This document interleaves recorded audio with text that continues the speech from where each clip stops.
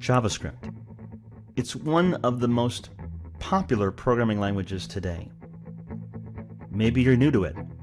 Maybe you've been using it for years. But you can't deny that some of the most important, some of the most widely used software in the world is written in it. But the question is, how well do you really know this surprisingly powerful, sometimes odd, and often beautiful programming language? Welcome to JavaScript, understanding the weird parts. Hi, I'm Tony Alicea. I'm a 15-year veteran of web application development and user experience design, and welcome to this course. This course is on JavaScript. Let's be clear, right from the start. This course is not about making a web page interactive in jQuery or the in and outs of Node.js. This course is focused on JavaScript, the programming language. In this course, you're going to learn how JavaScript works under the hood. We'll delve into advanced concepts. You'll come to understand things that the people that built jQuery understand. And that will make you a better web programmer, a better Node.js programmer, or however else you'll be using your JavaScript knowledge. Perhaps you're coming from being a newer JavaScript programmer, or perhaps you've been using JavaScript for years, or maybe you've been involved in some other programming language and are coming to JavaScript. Either way, this course will help you to understand that JavaScript falsely looks like other programming languages. Languages like Java or C++ or C#. JavaScript is nothing like those languages. It's a different concept, a different mindset, a different paradigm. This course will help you to understand that. And while many programmers learning JavaScript or using JavaScript find some of its elements as they dig into the more advanced features odd or difficult to learn or weird, you're going to find that when you truly understand it, understand how JavaScript works and why it works the way it does, you'll discover that JavaScript is a deceptively powerful and beautiful programming language. And that's one of the reasons why it's so popular. Now that actually leads to my philosophy when it comes to learning code. My philosophy is this: don't imitate, understand. The biggest mistake I think people make in designing programming courses and in looking for programming courses and books and materials is looking for or providing just code to imitate. Now, don't get me wrong. Examples are very important. But examples, parroting, writing down the code that somebody else wrote for you on a screen or on a piece of paper, only takes you so far. As soon as you're in the real world and you have to debug a difficult problem, or you have to start some code from scratch that isn't anything like what you've seen in your examples, you're going to fall down. You're going to have problems. You won't be able to move forward. However, if you deeply understand what the tool is doing for you, and a programming language is just a tool, then you'll be able to debug those hard problems, come up with innovative and interesting solutions, be able to look at other people's really good code and understand it, borrow from it, or enhance it. So in this course, we'll look at plenty of coding examples, but we'll focus first on the understanding, the deep understanding of the programming language, so that then the examples make sense, and then you can use your knowledge in the real world in brand new situations. That said, it is expected that you have very, very basic JavaScript knowledge as you come into this course. So you understand what a JavaScript file is, variables, functions, basic understanding of functions. We're going to dive much deeper into functions through this course, and loops. Just the very basic knowledge a beginning programmer might have. If you have that, you're good to go. So let's get started.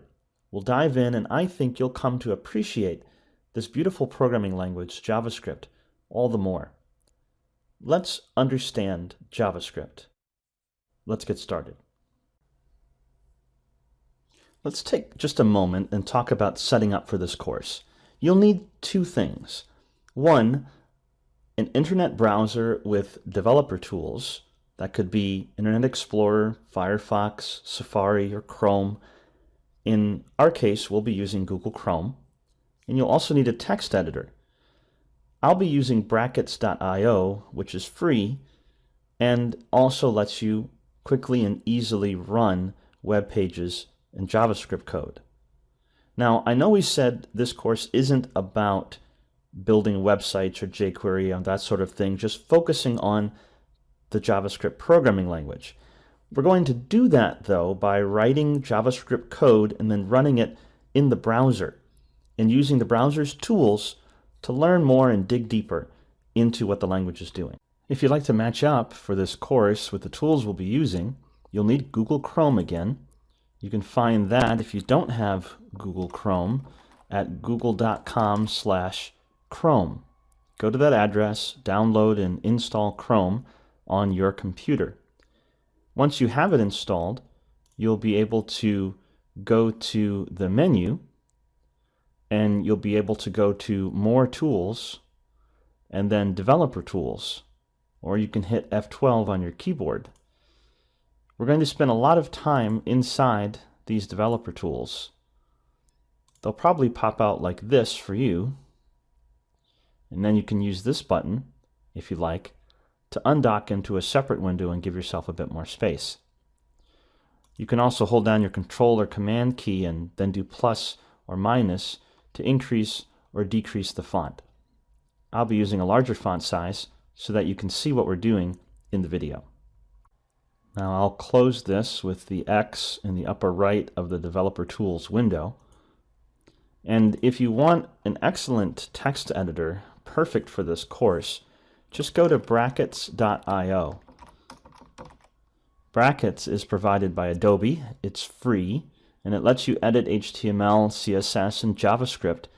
And the really nice part is you can immediately run it in the browser because it comes with a little server that's just part of the package. Again, this is free. You can go to brackets.io, install it on your computer. Once you do that, you just open it. And as we're writing code in this course, or you're perusing the downloadable code that the course makes available, we'll just go to File, Open Folder, find a folder, say a folder on your desktop or wherever you choose to download these files or work on it, and that will be the folder that contains your code. And then we'll just open our file and begin writing our code. You can adjust the theme under View Themes to change your color scheme or increase and decrease your font size. I'll be using, again, an increased font size for the purposes of the video. And that's it. Google Chrome and brackets, and you're ready to go for this course. Let's take a moment to describe something that we'll do throughout this course, wherever necessary. In computer science, in programming, in all of these fields, there's a tendency to use words that sound a lot bigger and more complicated than the thing that they're actually describing. So every now and again, as we're going through this course, when we're covering a concept or a topic, and it's important that we're using the same vocabulary and that we be understood, we'll drop one of these. Big word alert. When you see that, that means we're about to discuss a word that's probably a lot less complicated than it sounds. When we see that, we'll break glass for emergencies and give the definition and then some more detail and talk about it in some depth. So as we're going through this course, because this is an under-the-hood style course, a course that delves into the details, don't be intimidated by vocabulary. These words, these terms that we may use, some you may have heard before, others you may have not, are not a big deal. We'll stop, we'll discuss them, and then we'll show how they are used, how these concepts are used throughout JavaScript. So remember, it's just vocabulary. A couple of last notes. In regard to this idea of understanding, remember that JavaScript the programming language is really abstracting you away from how the computer works and how the browser works, if that's what you're using to implement JavaScript, or the server that's running the JavaScript. We need to understand how the tool is functioning in order to be able to properly write JavaScript code, deep, advanced JavaScript code. We're going beyond just the basics. So even though it may seem at moments through this course that we're covering something that, oh, you don't really need to know, you'll find as we progress that that fundamental foundational knowledge is going to brighten the path for you, give you plenty of aha moments. So be patient as we go through concepts, because very quickly you'll see just how important they really are. This course is also going to talk about frameworks. One of the best things about JavaScript the past several years also happens to be, in some ways, one of the worst. The open source community has developed a tremendous amount of very popular, very powerful JavaScript libraries and frameworks. Things like jQuery and AngularJS. These things are great, and they help us quickly build some pretty neat and pretty awesome software applications. However, a lot of people are being introduced to JavaScript via these frameworks. Rather than learn JavaScript first, you might learn jQuery or learn AngularJS, and JavaScript kind of comes along for the ride.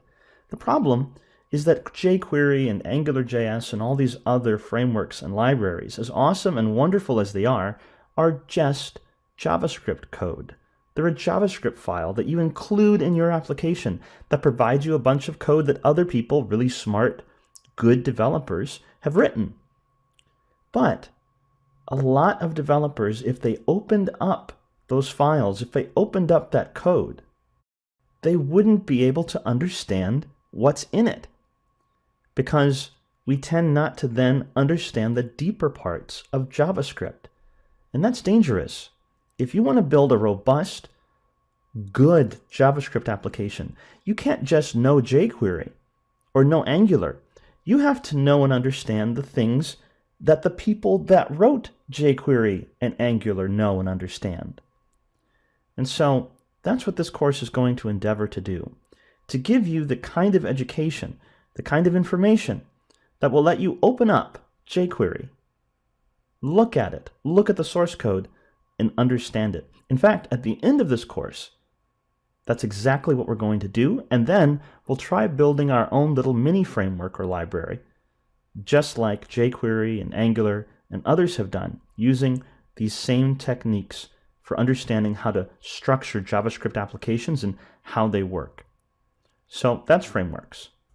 Now, the weird parts of JavaScript have to do with people coming from other programming languages, perhaps you are, and having certain expectations because of how JavaScript looks, and not understanding just how different it is under the hood from most of the mainstream programming languages. And yet its weird parts are often its most powerful and beautiful parts. So when we say that we're understanding the weird parts, what we're really going to do is understand the hows and whys. Also, no programming language is perfect.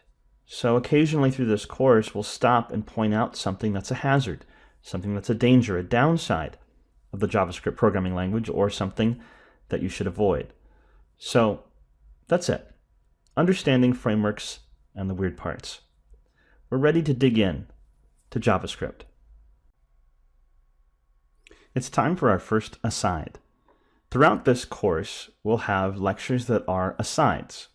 That means that we're going to cover something that's just off to the side of what we're talking about directly, but very, very important to understand whatever technique or concept or aspect of JavaScript that we're about to cover.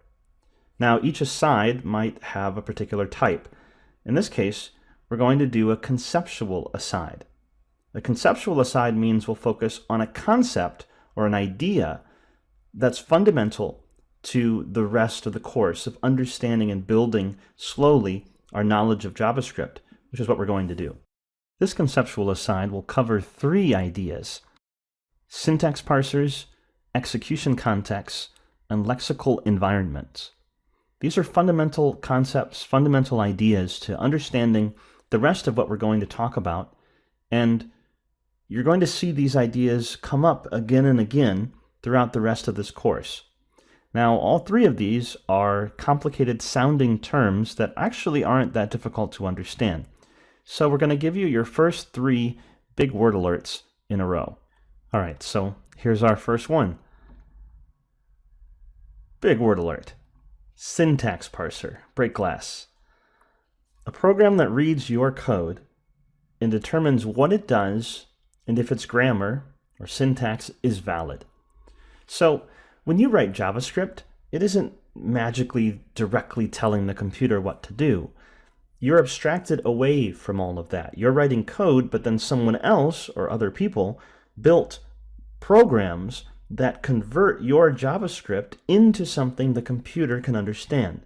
Those programs are called compilers, and at times they also have to do with interpreters. But those programs, interpreters and compilers, do the process, the work of actually reading your code character by character and determining if the syntax is valid and then implementing that syntax in a way the computer can understand. So when you're thinking about your code, think of it more like this. You have your code that you've written, and there's a program that is going to convert what you've written into a real set of computer instructions, something the hardware can physically understand. So if you have a function with a variable, that function and variable will be represented in memory, but it's being translated from what you're writing, what is more human readable, to what the computer can understand. There's a compiler or an interpreter between those two things, and part of that is a syntax parser. So it's going through character by character, like F-U-N-C-T-I-O-N, and says, oh, that's function, so there should be a space after this. And then the next thing I see up until the parenthesis will be the name of the function, etc., etc. And that gets translated by the systems that someone else wrote. But that also means that in that translation process, if they so choose, the programmers that wrote the compiler can choose to do extra stuff. Your code is not what's actually being given to the computer, but a translation of it. And so along the way, the engine that is interpreting your code can decide to do other things. Those programmers, those guys and girls, could have chosen to do something else. And in fact, that's going to come up as an important element of understanding JavaScript. So that's syntax parsers and thinking about the programs that are actually running every time you run your JavaScript code, that intermediate program that's creating your code. And we're going to see this come up later on. All right, time for the second one. So, big word alert. What's the next big word we're going to cover? Lexical environment. That's a big term. Where something sits physically in the code you write. The word lexical means having to do with words or grammar. So we're talking about the code you're writing, its syntax, its vocabulary. Now, a lexical environment exists in programming languages in which where you write something is important. So that sounds kind of funny, but actually, not every programming language is that way. But remember, we said you might have some code, let's say a function, with a variable inside of it. The variable sits lexically inside the function. That is, physically the code that you're writing, that's where it sits. But remember, we said that your code is not what's actually given directly to the computer, but it's translated into something the computer can understand. But in programming languages where the lexical environment is important, that means that where you see things written gives you an idea of where it will actually sit in the computer's memory, of how it will interact with other variables and functions and elements of the program. And that's because the program, the compiler, that's converting your code to those instructions cares. about where you put things. It makes decisions. That syntax parser going through everything makes decisions. So when we talk about the lexical environment of something in the code, we're talking about where it's written and what surrounds it. Got that? All right, let's move on to the third one. Our last big word alert. What is it? Execution context. A wrapper to help manage the code that is running. There are lots of lexical environments, areas of the code that you're looking at physically, but which one is currently actually running is managed via what's called execution contexts. And in execution context contains your code, the running code, it's running your code, but it also can contain things beyond what you've written in your code. Because remember, again, your code is being translated, being processed by a whole other feature, a whole other set of programs that someone else wrote. And so it's executing your code, and it can do other things as well. And that's what's happening inside JavaScript. We'll see that very shortly. So lexical environments, we're talking about execution context, we're talking about syntax parsers. Just remember, it's important. We're going to hear these terms and understand them throughout the course, and it will give us a basis to understand what's happening under the hood in JavaScript. All right, let's move on. It's time for a conceptual aside. Name-value pairs and objects. As we talk about JavaScript, objects are incredibly important, and we're going to spend a lot of time on them. But we need to understand what we're talking about when we say an object in regards to JavaScript itself. First of all, we need to understand the term name-value pair. It's quite simple, actually. A name-value pair is a name which maps to a unique value.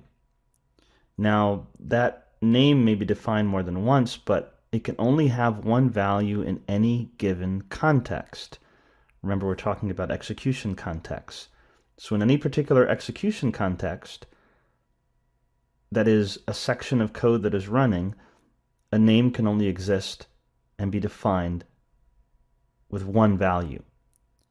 However, that value may be more name-value pairs. Okay, that sounds a little confusing, but all we're really saying is there's a name, and that name is assigned a value, but that value could be other collections of name values. Okay, for example, this is a name-value pair. You've probably done things like this all the time in code. You have a name, a variable, and a value. In this case, address is the name, and 100 Main Street is the value. That's a name-value pair. Pretty simple. Now, when we're talking about objects, we can then use this name-value pair concept to define them. An object is a collection of name-value pairs. That's the simplest possible definition of an object when you're talking about JavaScript. Now, other languages, other programming languages, might have more complex concepts when it comes to objects, but when we're dealing with objects in JavaScript, that's really what they are. They're a collection of name-value pairs. So, for example, I might have a name, and that name has a value, but that value might be a couple of other names and values. And inside that name, that value might be other name-value pairs. And I might have a few of these. So I have a name and a value, but the value might be other lists of names and values, which in turn might have other lists of names and values. For example, the address example we had before that was just a name-value pair, here it's a collection of name-value pairs. Address is a collection of other names and values. Address is still the name, but the value is a collection. Street is and main is a name-value pair. Number and 100 is a name-value pair. Apartment is a name, and its value is another list or collection of name-value pairs. Floor is the name, 3 is the value, number is the name, 301 is the value. That's an object in JavaScript. When we're talking about objects in JavaScript, we're talking about collections of name-value pairs, and that value might itself be another object. So apartment has a collection of name-value pairs, and that's an object. So address, its value is an object. Apartment, its value is an object. You see how they nest down? Don't think any more deeply about objects in JavaScript than this. We're going to see some interesting things you can do with objects, but at its core, this is what an object is in JavaScript. It's just that simple.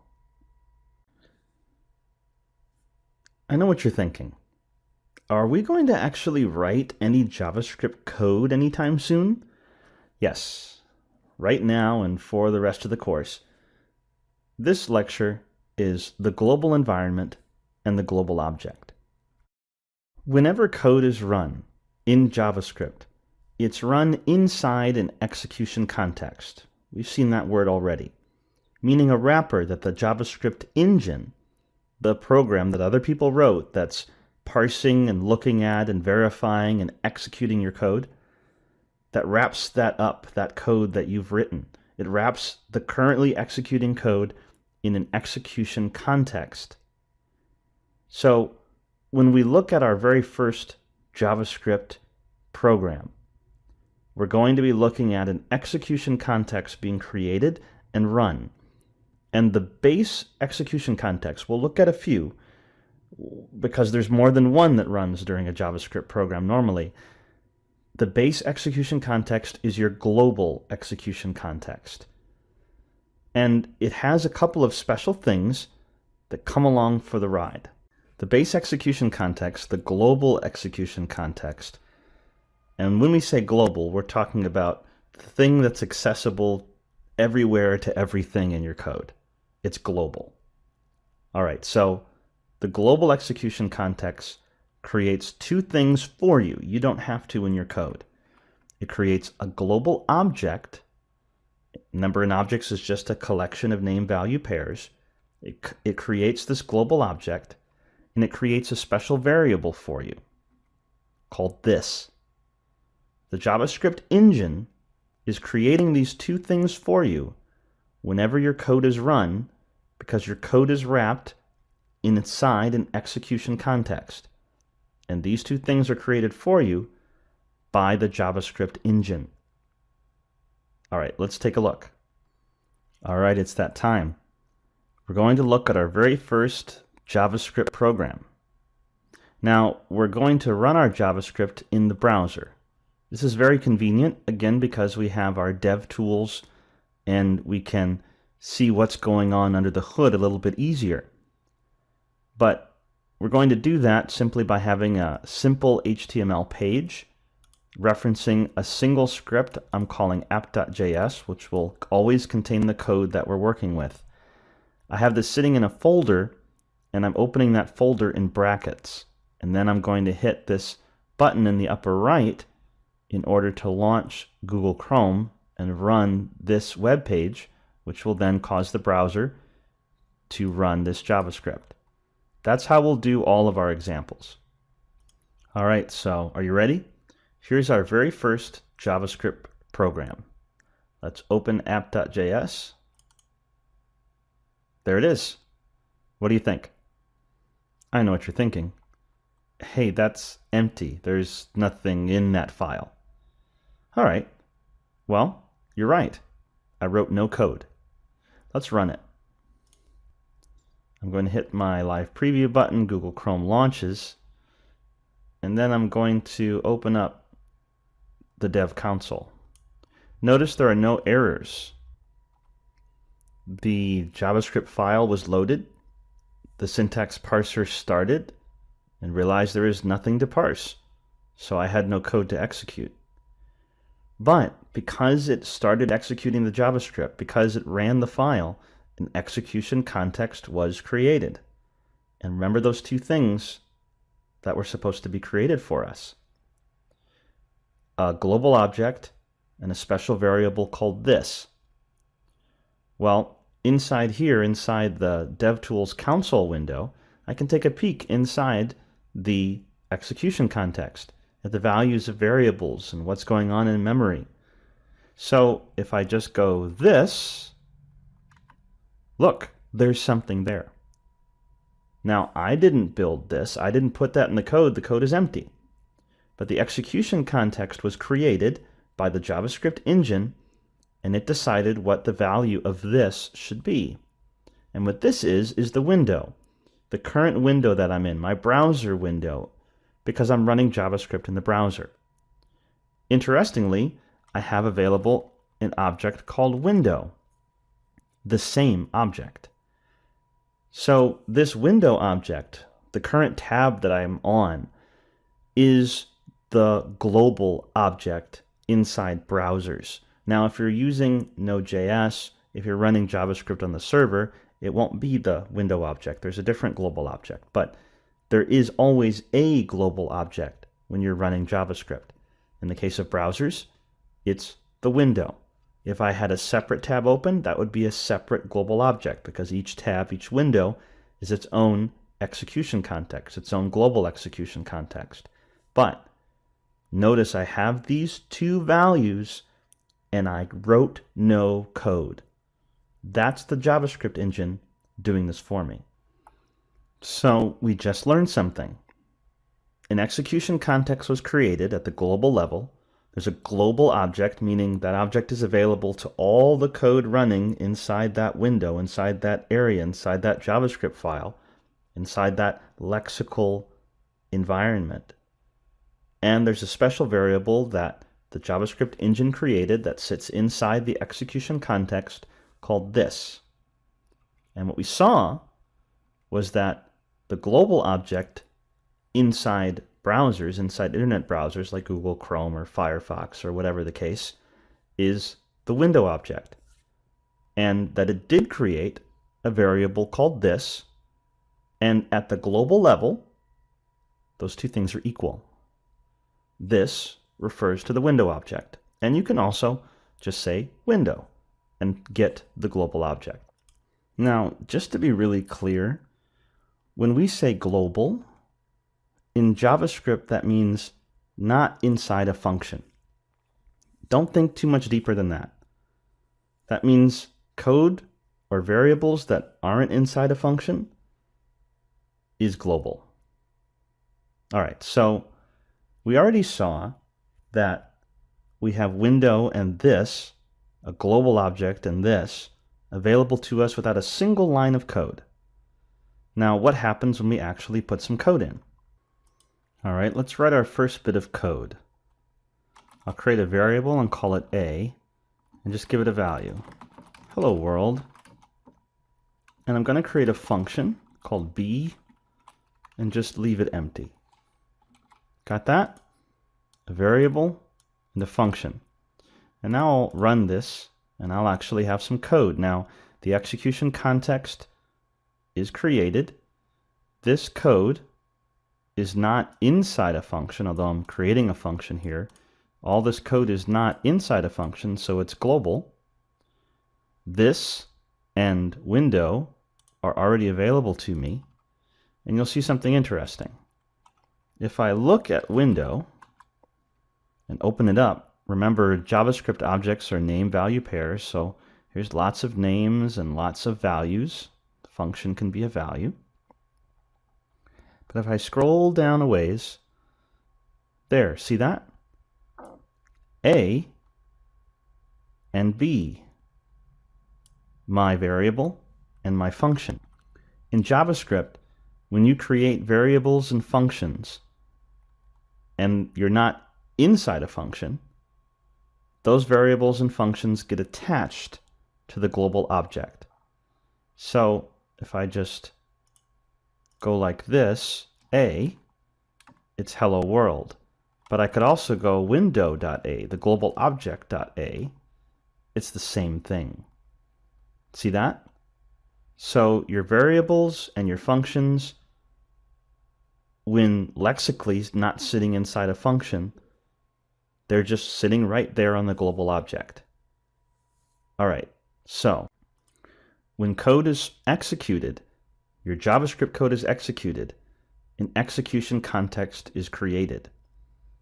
At the base level, when you're not inside a function, you have a global object that the JavaScript engine creates for you as part of that execution context. If you're running code inside a browser, that global object is the window object. You get a special variable called this. And in the case of the browser, this at that global level is just the same as the window object. It's equal to the window object. There's also something that is something we haven't talked about yet, and we will shortly. A link to the outer environment. Now, when you're running code inside a function, that means the code that's outside the function. But when you're running at the global level, meaning you're not inside a function, well, there is nothing outside. You're as outside as you can get. There's no outer environment, so that's just null. It's nothing at the global level. But we'll see this come up later, very importantly, when running and executing functions. And finally, the execution context is running your code. If you're creating variables and functions, then that's going to sit on the global object. If you're writing code that is global, again, that's not inside a function. But the important thing here is that there is this wrapper, this execution context, which has these other things that you didn't write. And JavaScript, the JavaScript engine running your code, is doing this for you. All right, so let's move on. So we've seen how JavaScript, the engine, is wrapping our executing code in an execution context. But there's an important aspect, one of those weirder parts of JavaScript, that we need to understand. And to understand it, we just need to dig a bit more into what the JavaScript engine does to create an execution context. So this is the execution context, creation and hoisting. To start with, let's look at a phenomenon that happens in JavaScript that people find surprising and perhaps a bit confusing. I have my simple variable here, a, and my function b. I'm going to actually put a line of code in here just so the function does something. I'm going to use console.log. This writes to that console in the tool window in the DevTools in the browser. If you haven't used this before, we'll be using this an awful lot throughout this course. It's just going to output whatever we put in here out to that DevTools window. So when we see called b, we'll know that we called this function. Now, if I was to call the b function, if I was to invoke it, to execute it, you would normally think I would do this. And I can console.log a after that. So what would you expect to see? Well, I would expect to see called b and then hello world. All right, so let's go ahead and execute this. We'll run it in the browser, hit F12 for my DevTools, and look, exactly what we expected. Now let's do something a little different that in other programming languages you would expect to not work at all. I'll go ahead and go back to brackets, and I'm going to move these calls where I invoke the b function and where I output the value of a to the top of the page. I'll save this. Now what would you expect to have happen? Well, in most programming languages you would expect an error, because programming languages execute their code one line at a time. And since we haven't gotten to the b function, I can't use it yet. That's what you would normally expect. But JavaScript isn't like that. When I go back and refresh this page to rerun the JavaScript, look what happens. It ran the function, and instead of throwing an error, it gave me a value, but not the hello world value that I saved, but this thing called undefined. So even though the function was below where it was executed, it still ran. And in fact, this a variable was available to me, even though it wasn't the proper value. Watch what happens if I just remove it outright. So I'm trying to console.log a, and I don't have it declared as a variable anywhere. Now, I actually get an error. A is not defined. But if I put it back so that somewhere on this JavaScript file I have that a variable declared, instead of an error, I get a value, the phrase undefined. This phenomenon is called hoisting. But the way it's explained, I think, can give you the wrong impression. The way, if you look online, that hoisting is explained is that people say, well, that variables and functions in JavaScript are hoisted or moved to the top by the JavaScript engine as if they were moved physically up to the top so that they work, no matter where you put them. But we can tell that that's not quite right because A wasn't set to hello world. So it wasn't like this line was physically moved. It behaves a bit more like this, as if I had a variable declared and then set the value later. But still, that's really not what's happening, because we already said what's executing isn't what you've written. It's being translated by the JavaScript engine. So it's not like the JavaScript engine is physically moving the code that you've typed around and then executed it. So let's undo all this. Here's the code that we wrote. To understand what JavaScript is doing, we just need to dig a little bit deeper into the execution context and how it's created. The reason JavaScript behaves the way it does, that variables and functions are to some degree available even though they're written later in the code, is because the execution context is created in two phases. The first phase is called the creation phase. In that phase, we know we have the global object, which is set up and in memory. We have this, which is set up and in memory. And again, the global object only referring to when we're dealing with the global execution context. We'll see other execution contexts later. But this is always created inside an execution context. There's an outer environment that's created. And in that creation phase, as the parser runs through your code and begins to set up what you've written for translation, it recognizes where you've created variables and where you've created functions. And so it sets up, in this creation phase, the memory space for the variables and functions. And it's that step that is somewhat confusingly called hoisting. It's not actually moving code to the top of the page. All this means is that before your code begins to be executed line by line, the JavaScript engine has already set aside memory space for the variables that you've created in that entire code that you've built and all of the functions that you've created as well. So those functions and those variables exist in memory.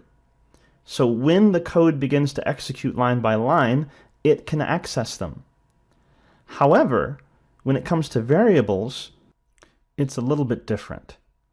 You see, the function in its entirety is placed into memory space, meaning that the function, its name, and the code inside the function that's being executed. However, the next phase, the execution phase, which we'll talk about in a moment, where it actually executes your code line by line, that's when these kind of assignments are set, where A equals something. So the JavaScript engine, when it sets up the memory space for A, it doesn't know what its value will ultimately end up being until it starts executing this code. So instead, it puts a placeholder called undefined. That placeholder means, oh, I don't know what this value is yet.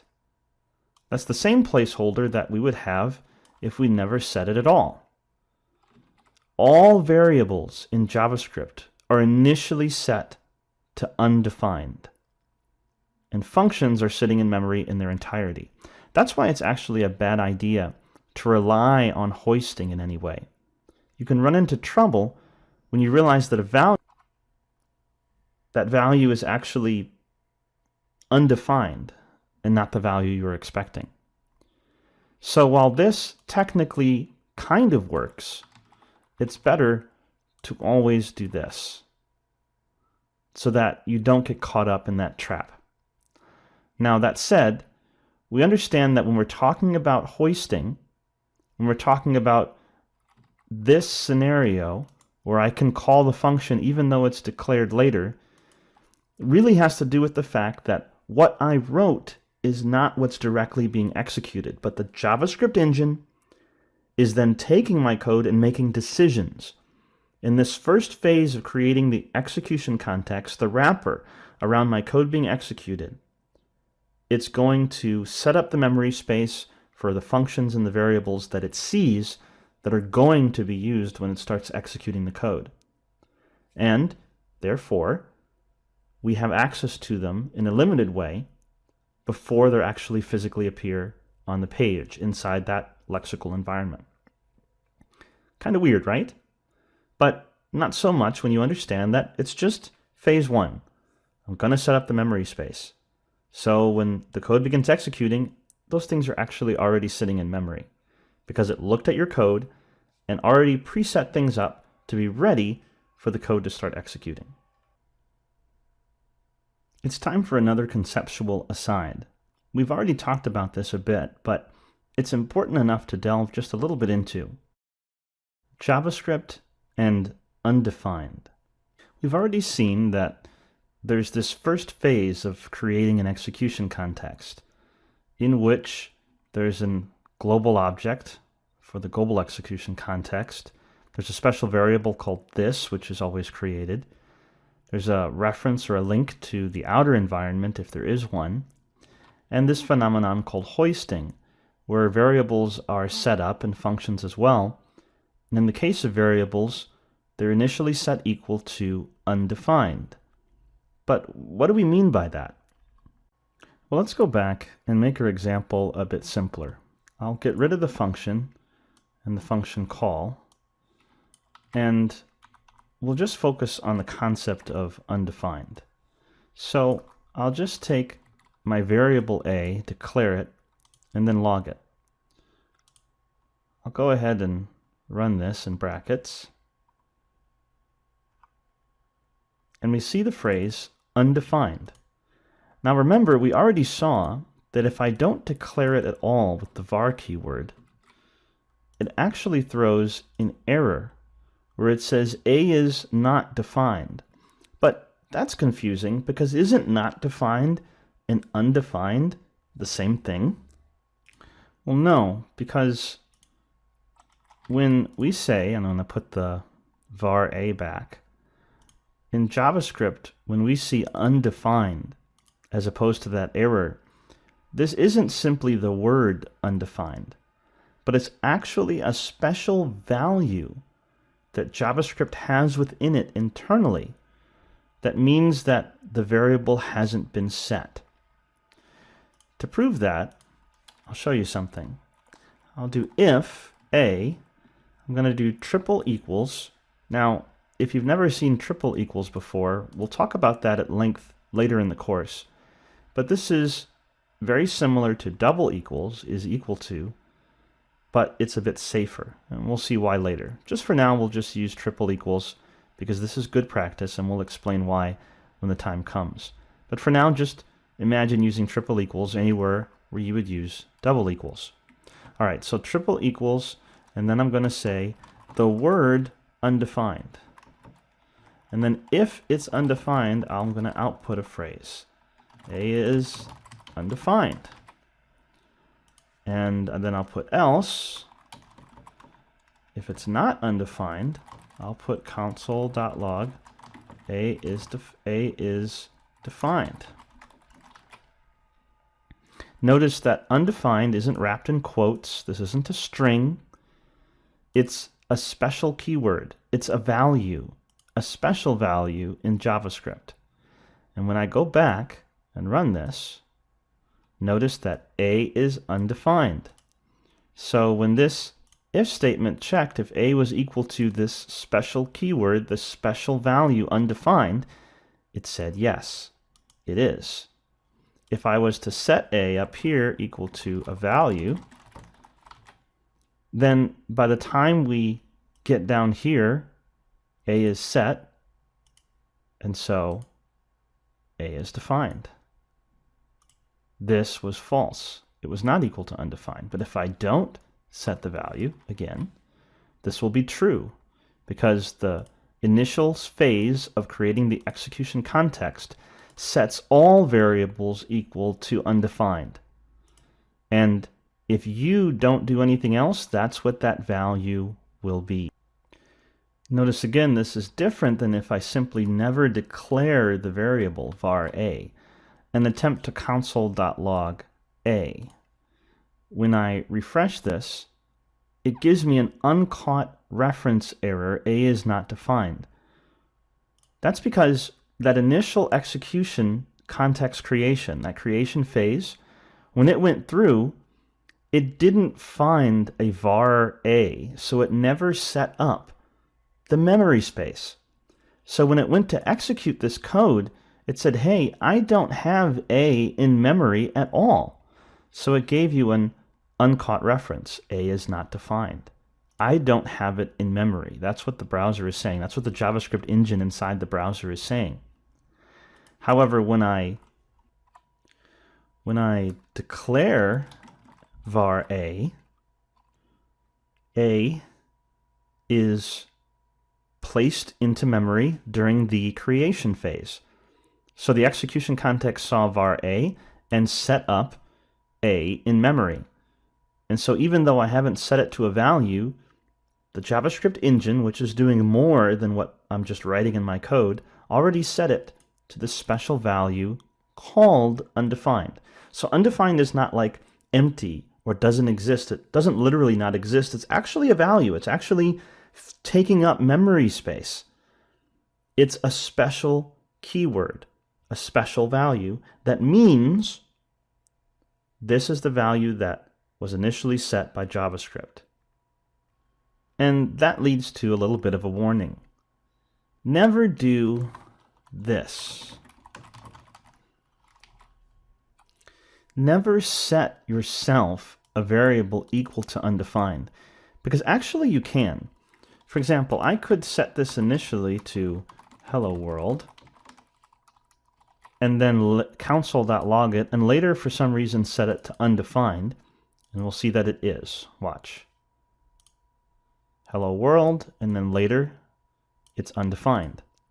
That's perfectly valid JavaScript, but it's a little dangerous.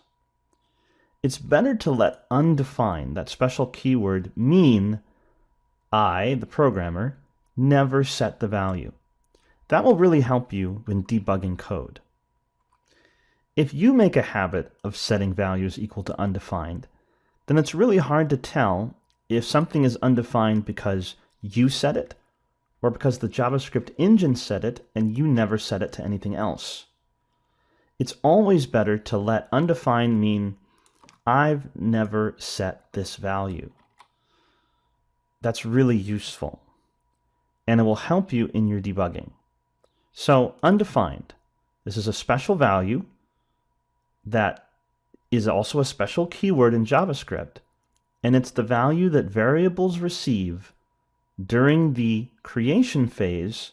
The first phase of creating an execution context sets up the memory of the variable, and in that memory space puts the value called undefined. I would have called it something else personally, like not set, but that's what JavaScript calls it, undefined.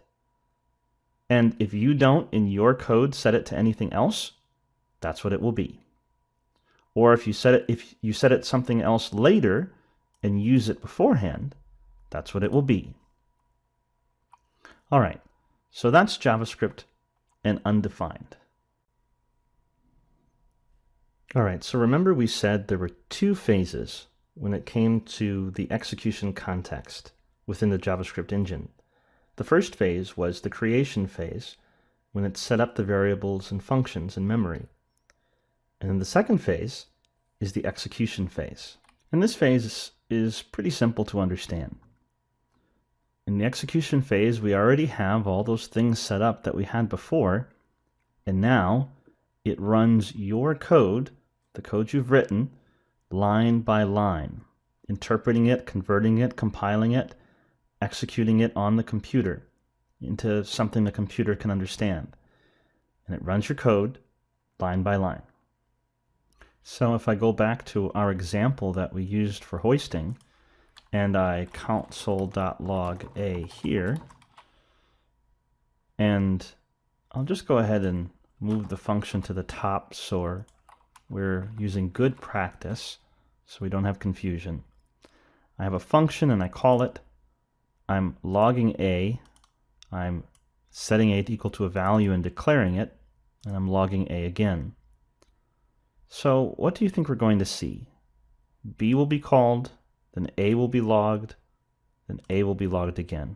We're going to see 3 lines because console.log is also called. So what are the 3 lines? What's the line here? What are we going to see here? And what are we going to see here? All right, let's go ahead and run this, refresh. Did you get it right? It called the function. The first time it called a, it got undefined. And the second time it got hello world. Why? Because now we're in the execution phase. So in the creation phase, we set up this function, and var a was set up and set equal to undefined. And now it begins to execute code. So line 5 is executed and it runs that function. Line 7 is executed and it outputs the value of a to the console. And since a was set to undefined in the creation phase, that's what we see. Then it executes line 9 and sets the value in memory of a to the string hello world, exclamation mark. And then in line 11, it once again outputs the value of a in memory to the console, which is now hello world. So it just executed these things line by line. And we understand between these 2 phases, the creation phase and the execution phase, now why we see what we see and why JavaScript behaves the way it does. It's time for another conceptual aside when it comes to JavaScript. This one is single-threaded synchronous execution. So we have 2 rather large-looking terms, so guess what? Big word alert. First of all, single-threaded. It sounds pretty complicated, but it's easy to understand. That means that one command is being executed at a time. So any program is full of many commands within the code. Single-threaded execution means you're only doing one at a time. Now, when we're dealing with browsers, understand that JavaScript isn't the only thing happening in the browser. So when we say JavaScript is single-threaded, it may not be under the hood of the browser. But from our perspective as programmers, JavaScript behaves in a single-threaded manner. All right, the next one. And once again, big word alert.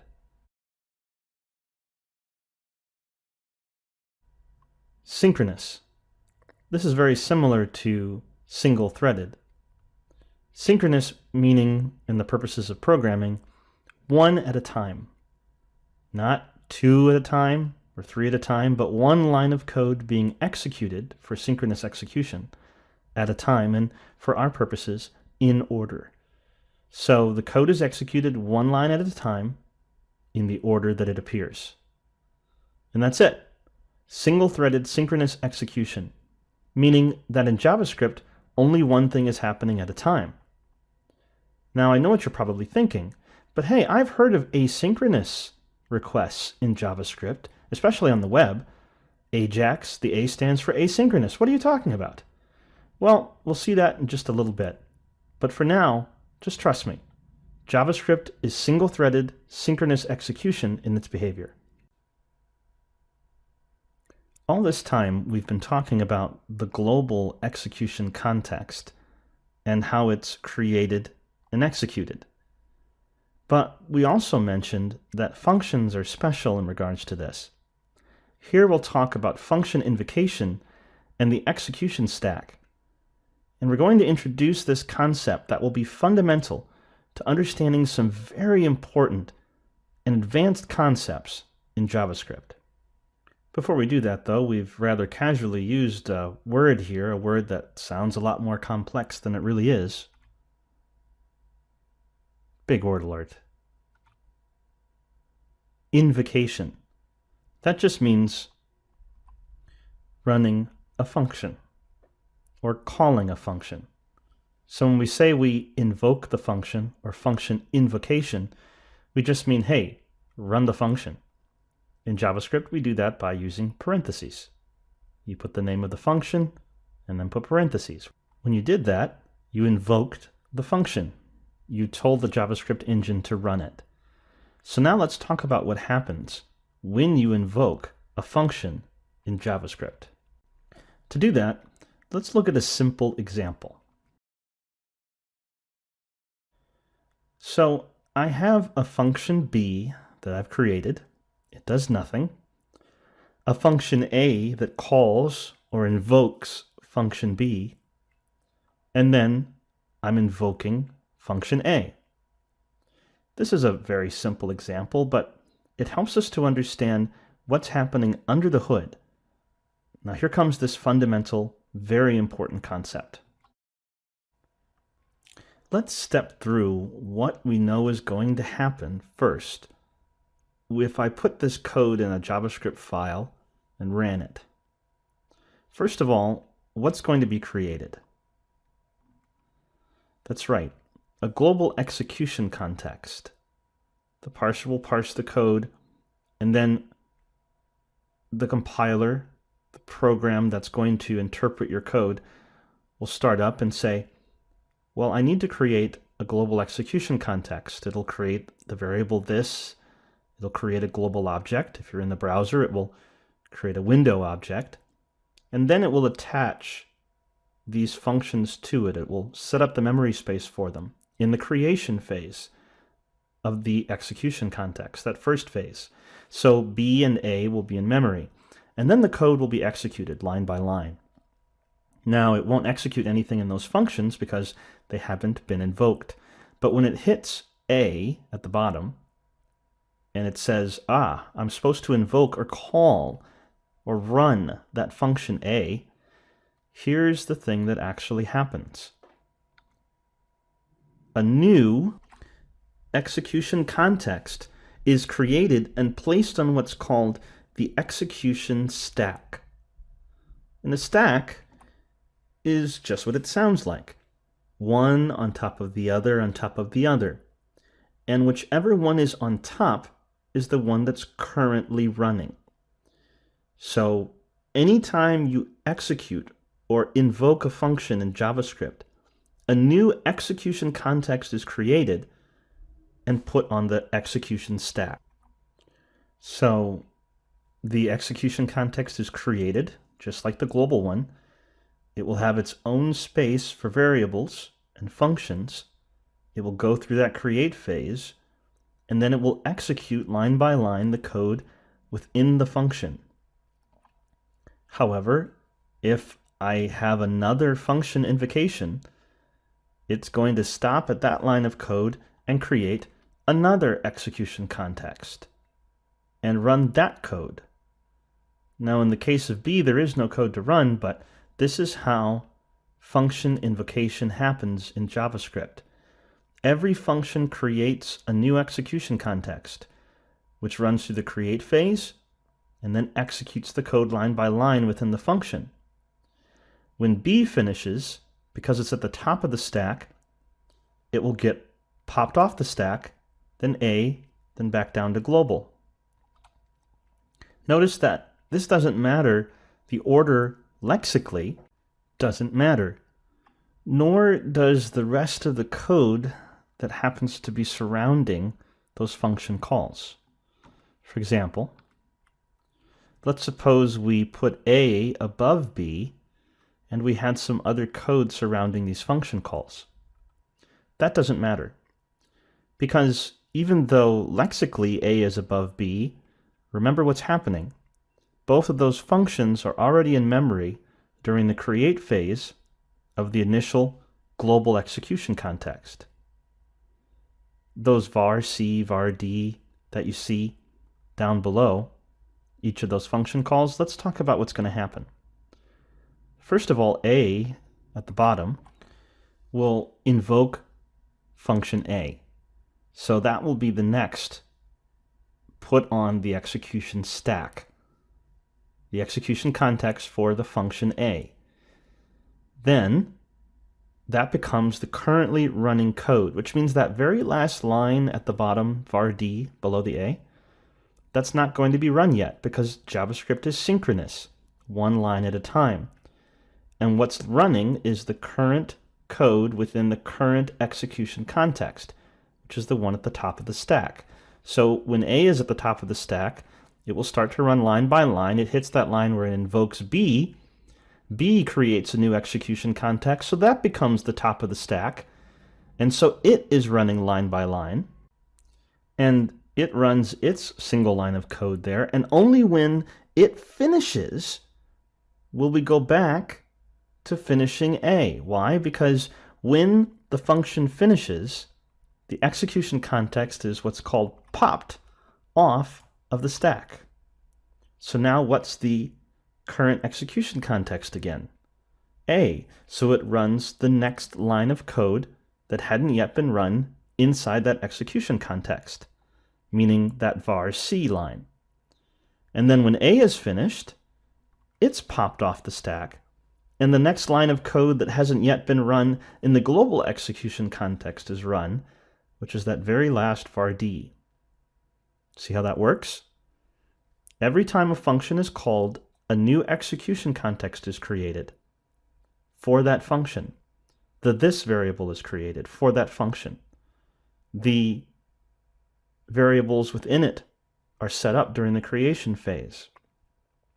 And the code is executed line by line, but every time a function is invoked, even if it's invoking itself, a new execution context is created, put on top of the stack, and then when the function finishes, it's popped off. And whatever's at the top is what's currently running, line by line, synchronously.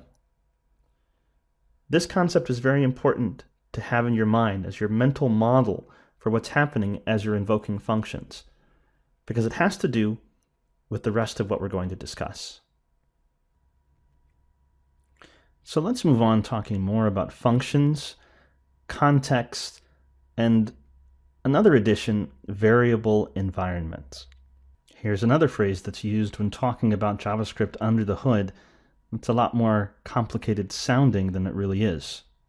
Variable environments? Well, big word alert. The variable environment is just talking about where the variables live that you've created and how they relate to each other in memory. So when you think about the variable environment, just think about where is the variable. Let's move on from there. Let's look at a piece of sample code. Again, I have two functions, a function B and a function A. Inside function B, I declare a variable called myVar and don't set it equal to a value. In function A, I set a variable called myVar also and set that equal to 2. And then outside the functions,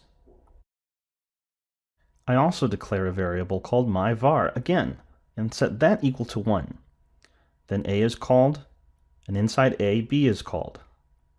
So what's going to happen? What is the value of myVar at any point in time? To answer that, we need to think again about execution contexts. What's happening as these functions are invoked? So, at first, what happens? the global execution context is created. And so that bottom myvar is put into memory space. In the case of the global execution context, its variable environment is the global object, or a window in a browser. So then the code is executed, and that memory space will get a value of 1 when it hits that myvar equals 1 line. And then it hits the invocation of A. And what happens? A new execution context is created for A. And when it's created, that myvar will be put into that execution context variable environment. See, every execution context has its own variable environment. And its value will then be 2 during the execution phase when that line myvar equals 2 is run. Then it invokes B, and a new execution context with its own variable environment, its own memory space for its variables, is created. And since it's not set equal to a value, myvar will be put into memory with a value of, as we've learned before, undefined. This has to do with something called scope. Just means where are we able to see the variable. Each variable that we are looking at is defined within its own execution context because it's within a function. And every time you call a function, you get your own execution context.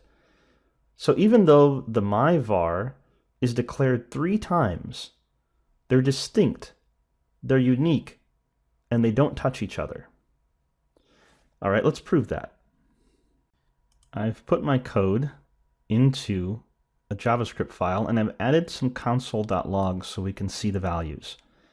So we set myvar equal to 1, log it, then call function A, which will create a new execution context on the execution stack on top of the global execution context.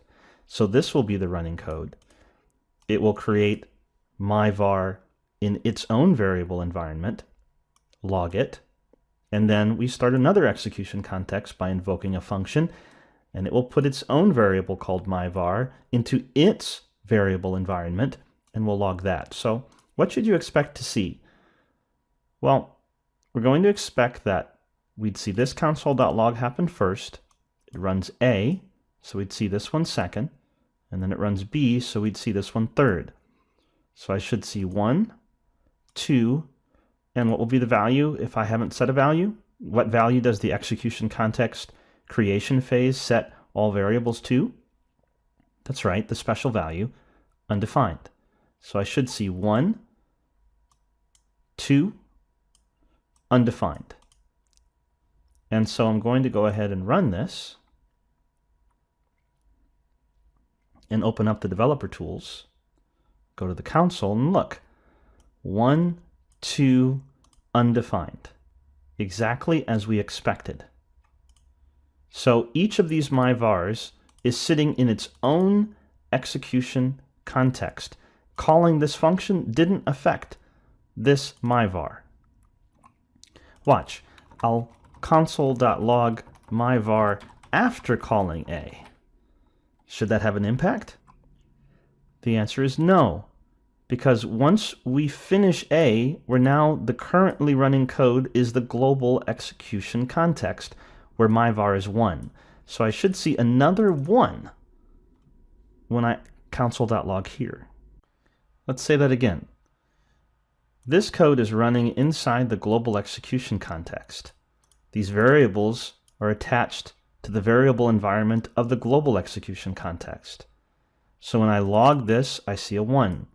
This calls, and this runs, and that's its own execution context with its own variable environment. The same with B. So when I leave B, A finishes, and when A finishes, I'm back to the global execution context because the B and A execution contexts have been popped off the stack. They're gone. The currently running context is the global execution context, And what was my var in that context? 1. So I'll save this, run it. What should I see? That's right. 1, 2, undefined, 1. See that? 1, because that's inside the global execution context. 2, because that's inside A's execution context. Undefined, because that's inside B's execution context. And then 1 again, because we're back to running inside the global execution context. Got that? Does it make sense? Try this code out for yourself. Mess around with it a bit. See if you understand it. Remember, this is important. And as we move on, if you've got this concept down, it will reveal another concept that's interesting, fundamental, and often causes confusion. But you are going to understand it. Let's move on. This next lecture is on a concept that confuses a lot of people. But now that you're armed with your understanding of the execution stack, execution contexts, and variable environments, the scope chain won't be that difficult for you to understand. Let's take a look at another piece of sample code. Very similar. We have function B, function A, and the myvars again, except in function B, we're not declaring myvar. We're just going to console.log it. So what do you think is going to happen when we get to that line in function B and we console.log myvar? Remember, when B is invoked or executed or run, it creates a new execution context, puts it on the stack, and puts into its variable environment any variables that are declared. But myvar is not declared. So what do you think is going to happen? Let's put the code into our JavaScript file. Again, I'm console.logging myvar inside the B function. And here myvar is 1, here myvar is 2. I'm invoking B, console.log, and at the end I'm invoking A here, so that's where this will all start. So what do you think I'll see in the log? Let's run this. And when I look in the developer tools, in the console, I get a 1. A 1. The value that was sitting here at the global level. Is that what you expected? Some of you might have expected it to be undefined because we didn't define myvar, we didn't declare it inside this function, inside its variable environment. And maybe some of you thought it might be 2 because we called B from function A, and maybe somehow it would know what its value was there. But instead, it's 1, the value at the global level. Let's see why. So remember this. Function B, console.log myvar, was a 1, or what was sitting on the global execution context. Not undefined, not 2. Why? Well, remember, we have our execution stack. At the global level, it was 1. When A is run, we also varred myvar, and that was a value of 2. And then when B was executed, we just console.logged, and we didn't declare anything. And that was just empty. There is no myvar in that execution context variable environment.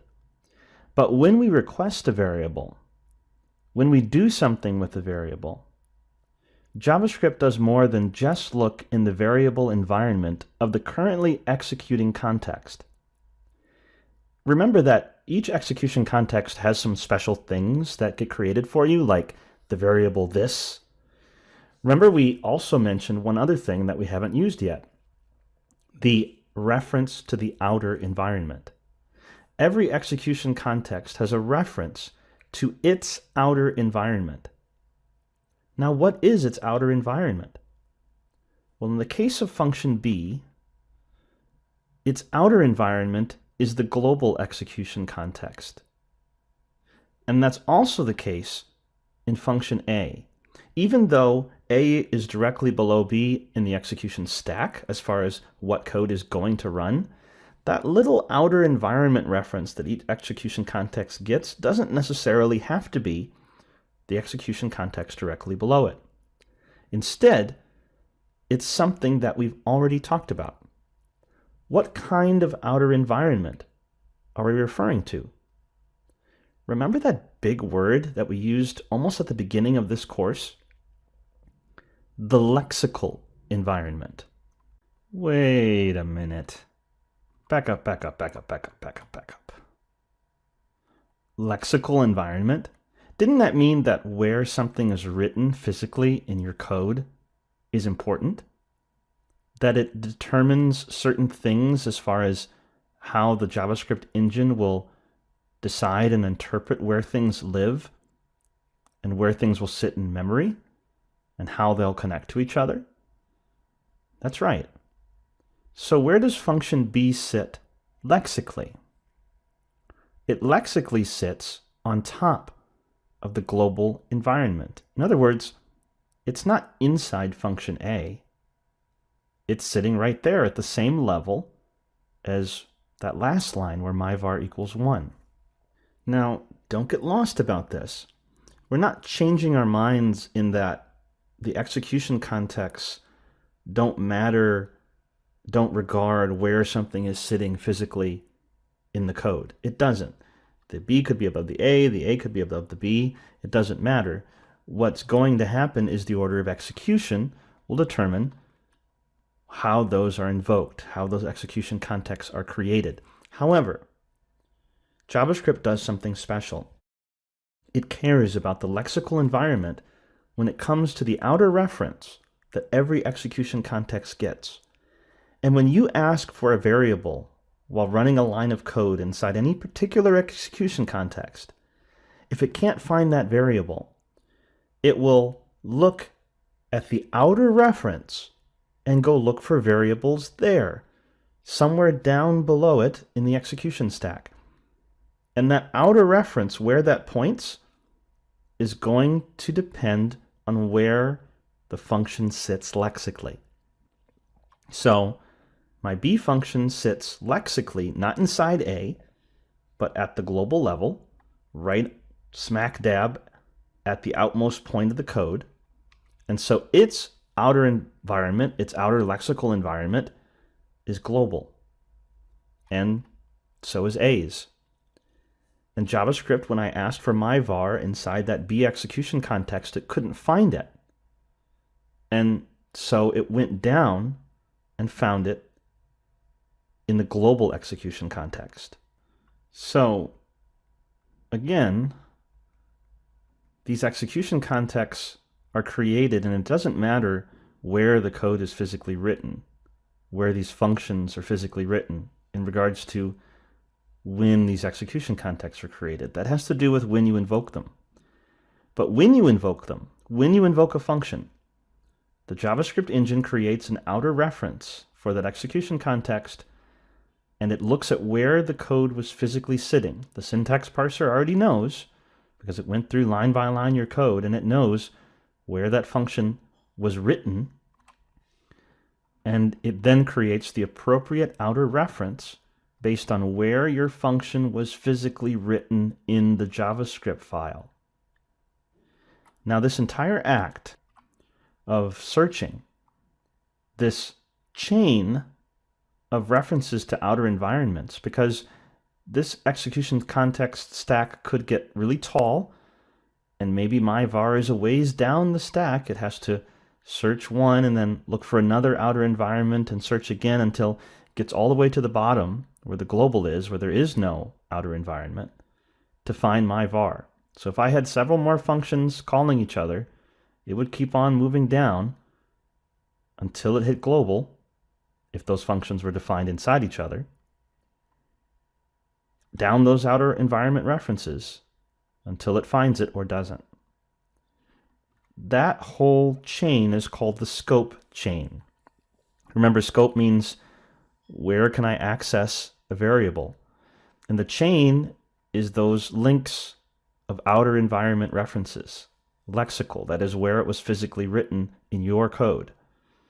So when we said inside function B, console.log myvar, it looked for myvar, couldn't find it, and went down the scope chain. Now, it's going to go down the execution stack, but it jumps because it's not necessarily right below it. The outer environment, in this case, lexically, was global. All right, let's show how we can change this by changing the lexical environment of the function. All right, so let's take a look at function B again. Where is it lexically? Well, it's lexically sitting in the global environment. Remember that this is where it sits. It's actually attached to the global object. It's declared lexically, physically, at the same spot that myvar is. It's not inside a function, it's just there on the JavaScript file. So, the JavaScript engine, when it generates the execution context, when B is called, it creates that execution context and creates an outer environment along with the this variable and other things. It creates an outer environment reference to the lexical environment. That is to say, hey, the JavaScript engine saw that the function is sitting physically here, or it could also be sitting physically here, doesn't matter. It's sitting physically, though, not inside any other functions, so its outer reference is the global execution context variable environment. So when it looks for myvar, it can't find it in here, so it goes down the scope chain, skips over that A execution context because it's not lexically in there, and finds it here. So when I run this code, I get a 1. But if I change the lexical environment and put function B inside function A few things happen. I've changed the lexical environment of B, meaning that I've changed where it physically sits in the code so that it's inside a function. And so its environment is different. Immediately, that means I can no longer just call B out here at the global level, because what will happen is the global execution environment will look for the function B, but that was never added to its variable environment because it's inside A. So the JavaScript engine, when it created the global execution context, it found function A and added it, but it didn't go look inside function A or anything like that. It just went to the end of function A and kept going. So there is no B in the global execution context. So I'm going to get an uncaught reference. B is not defined. See that? Because that first creation phase didn't find function B in the global execution context was created, only function A, because that's where it's sitting lexically. Function A is visible lexically, but not B. However, when I call A, did you notice what the value was? I called A. A's execution environment is created, its execution context, and when I call B, what's my var? 2. Do you see what just happened? All right, so what just happened? Well, the same execution contexts were created. A global, and then A was called, and then B was called. However, because B was sitting physically inside the A function, the JavaScript engine said, well, its outer reference will then be A, because that's where it's physically sitting. And A's would then still be the global. And so when we asked for myvar this time, when it went down the scope chain because it couldn't find it in B, instead of going to global, it went to A. Found myvar, it said, hey, you asked for myvar, and when I went to the outer lexical environment, I found myvar, and so it's 2. Make sense? The outer lexical environment of B is A this time because B was physically sitting in the physical code that we typed. It was physically sitting inside function A. So where something sits physically, thinking lexically, is a really easy way to figure out how something will be found along the scope chain. In other words, if I don't declare a variable inside a function, where will I go find it? So function B is sitting inside A. So if I don't declare it inside B, it will go look for it first inside A. If it can't find it inside A, A's outer reference is to global, and so it'll look for it there. So notice I just got rid of that. It's back to 1. See, it went up or down, depending on how you want to think about it, the chain, the scope chain. So I look for my var in the B execution context. Can't find it. The outer reference is A. Can't find it. The outer reference of A is global. Hey, there it is. See how that works? Now, another way to think about this, if you don't want to think lexically, is who created me? The outer reference is to the execution context in which the function was created. So in this case, function B isn't created until A's execution context is created, right? Because the global is just going to add my var and A. Then when A is run, it's going to go through its create phase and say, I need to create B. And since B was created during the creation phase of A's execution context, that's its outer environment. If I moved B back out, then now when is B created? B is created when the global execution context is created. And so that's its outer reference. It's a different way of thinking about it. It still works. But the fastest way to think about it, in my opinion, is thinking about it lexically. That way you can just look at your code and know, oh, if I have code that looks like this, this is going to be a 2 because of where it sits physically, lexically. Make sense?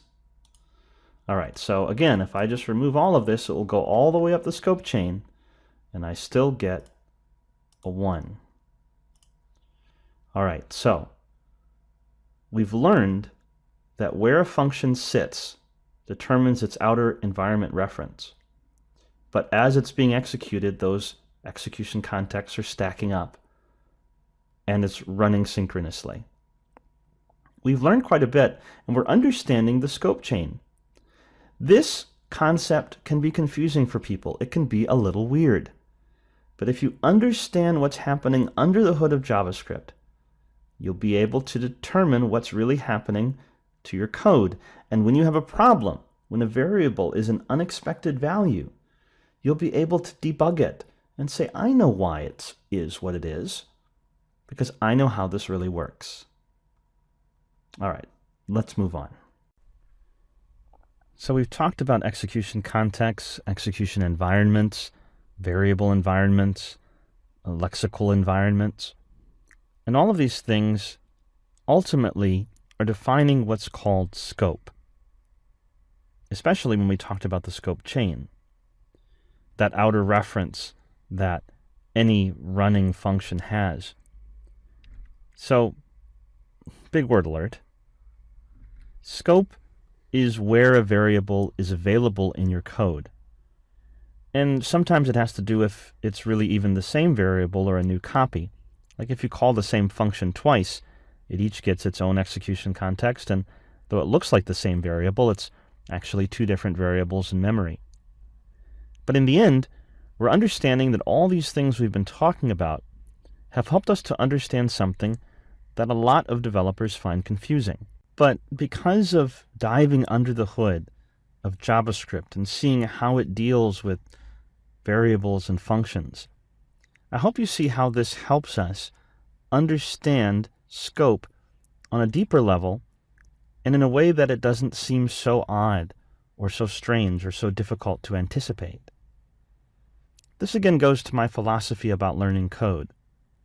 Some people say that they learn code better by example. And again, examples are important, and we've looked at some already. But understanding how things really work makes you a better developer. It makes you a better coder. I stand by that philosophy because I've seen it work. I've seen it in production environments with large teams of coders. Those that learn how things really work under the hood solve problems better and are better coders overall in the end. All right, so we've talked about scope. I just want to mention one more thing. The next version of JavaScript, which is called ECMAScript 6, or sometimes ECMAScript 2015, or just ES6, is introducing a new way of declaring variables. It's called let. This is used, or can be used, instead of var. Although it's not replacing it, var will still be around. But let allows the JavaScript engine to use what's called block scoping. So you can declare a variable just like you would with var. And during the execution phase where it's created, that variable is still placed into memory and set to undefined. However, you're not allowed to use it until the line of code is run during the execution phase that actually declares the variable. So if you tried to use C in this example before the let C equal true, you'd get an error. Now it's still in memory, but the engine just won't allow it. The other important thing is that it's declared inside a block. Blocks are in general defined by curly braces, so inside an if statement or a for loop or something like that. When that variable is declared inside that block, it's only available inside that block at that period of time for the running code. This is true even for for loops. So if you have a loop and are running the same code over and over, but you have a let statement, you'll actually get a different variable in memory each time the loop is running. So this allows for what's called block scoping, as we mentioned, which others who are used to other programming languages may be familiar with. But again, you can use both let and var in ES6, and it's good to know and understand how both work. We'll talk about this more later in the course, but I just wanted to mention it now, that there are more options available in the next version of JavaScript for how you scope a variable. Before we finish up this section, let's go back to a question that many of you were likely asking. We've been talking about all this synchronicity in JavaScript, how things are executed synchronously. But what about asynchronous callbacks? Many of you may have used these or perhaps have heard of them. Well, first of all, big word alert. What do we mean by asynchronous? Asynchronous simply means more than one at a time. So we may be dealing with code that's executing and that starts off some other code to execute, and that may start other code executing, and all of those pieces of code are actually executing within the engine at the same time. But JavaScript, as we've said, is synchronous. It doesn't execute asynchronously. It executes code a line at a time. Yet there are things like click events, or you can go off and get data in JavaScript and get it back, where you have callback functions that run when that event is complete, when that action is complete. So since JavaScript is synchronous, how does it handle, or how is this handling those asynchronous events? Well, first of all, we need to think about the JavaScript engine itself. When we're talking about running JavaScript and the JavaScript engine itself, we understand that it doesn't exist by itself inside, for example, an internet browser. There are other elements, there are other engines and running pieces of code that are happening outside the JavaScript engine that runs JavaScript when you load it into the browser. So there's things like the rendering engine that actually renders or prints or paints to the screen, whatever the web page is that you're looking at. Or there's elements of the browser that have to do with going out and getting HTTP requests, responses. So going out, for example, and getting data. And the JavaScript engine has hooks where it can talk to the rendering engine and change what the web page looks like, or go out and request data. But all that is running, while it may be running asynchronously, meaning that the rendering engine and the JavaScript engine and the request are running asynchronously inside the browser, what's happening inside just the JavaScript engine is synchronous. So when we asynchronously go out and make a request, or we say, let's run a function when someone clicks on a button, what happens? Because that is being handled asynchronously. Other parts of the browser are running and looking at that code while the JavaScript code is still running. All right, so let's take a look. We've already learned about the execution stack, that we have these execution contexts that are being created, and as functions are being called, they're being run, stacked on top of each other, and as they finish, they leave the stack. There's another, however, list that sits inside the JavaScript engine called the event queue. And this is full of events, notifications of events that might be happening. So when the browser, somewhere outside the JavaScript engine, has an event that inside the JavaScript engine we want to be notified of, it gets placed on the queue. And whether or not we actually have a function that needs to respond to it, well, we can listen for that event and have that function handle that event. But either way, the event gets placed on the queue. So a click event, for example, if someone clicks on the screen. Now, what happens if I have a function that's supposed to respond to that click event? Or maybe another event happens while code is running, like I went out and got data and that code went out to the browser went and got the data while my code kept running, and now it's finished. Well, what happens is that event queue gets looked at by JavaScript when the execution stack is empty. So let's say my function B finishes, and now it's going to run function A, finish whatever's going on there. And when that finishes, it keeps going and finishes whatever execution is at the global level. And when the stack is empty, then JavaScript periodically looks at the event queue. It waits for something to be there. And if something is there, it looks to see if a particular function should be run when that event was triggered. So it sees a click event, it processes that click event and knows, hey, there's a function that needs to be run for that event. So it creates the execution context for whatever function when that event happened.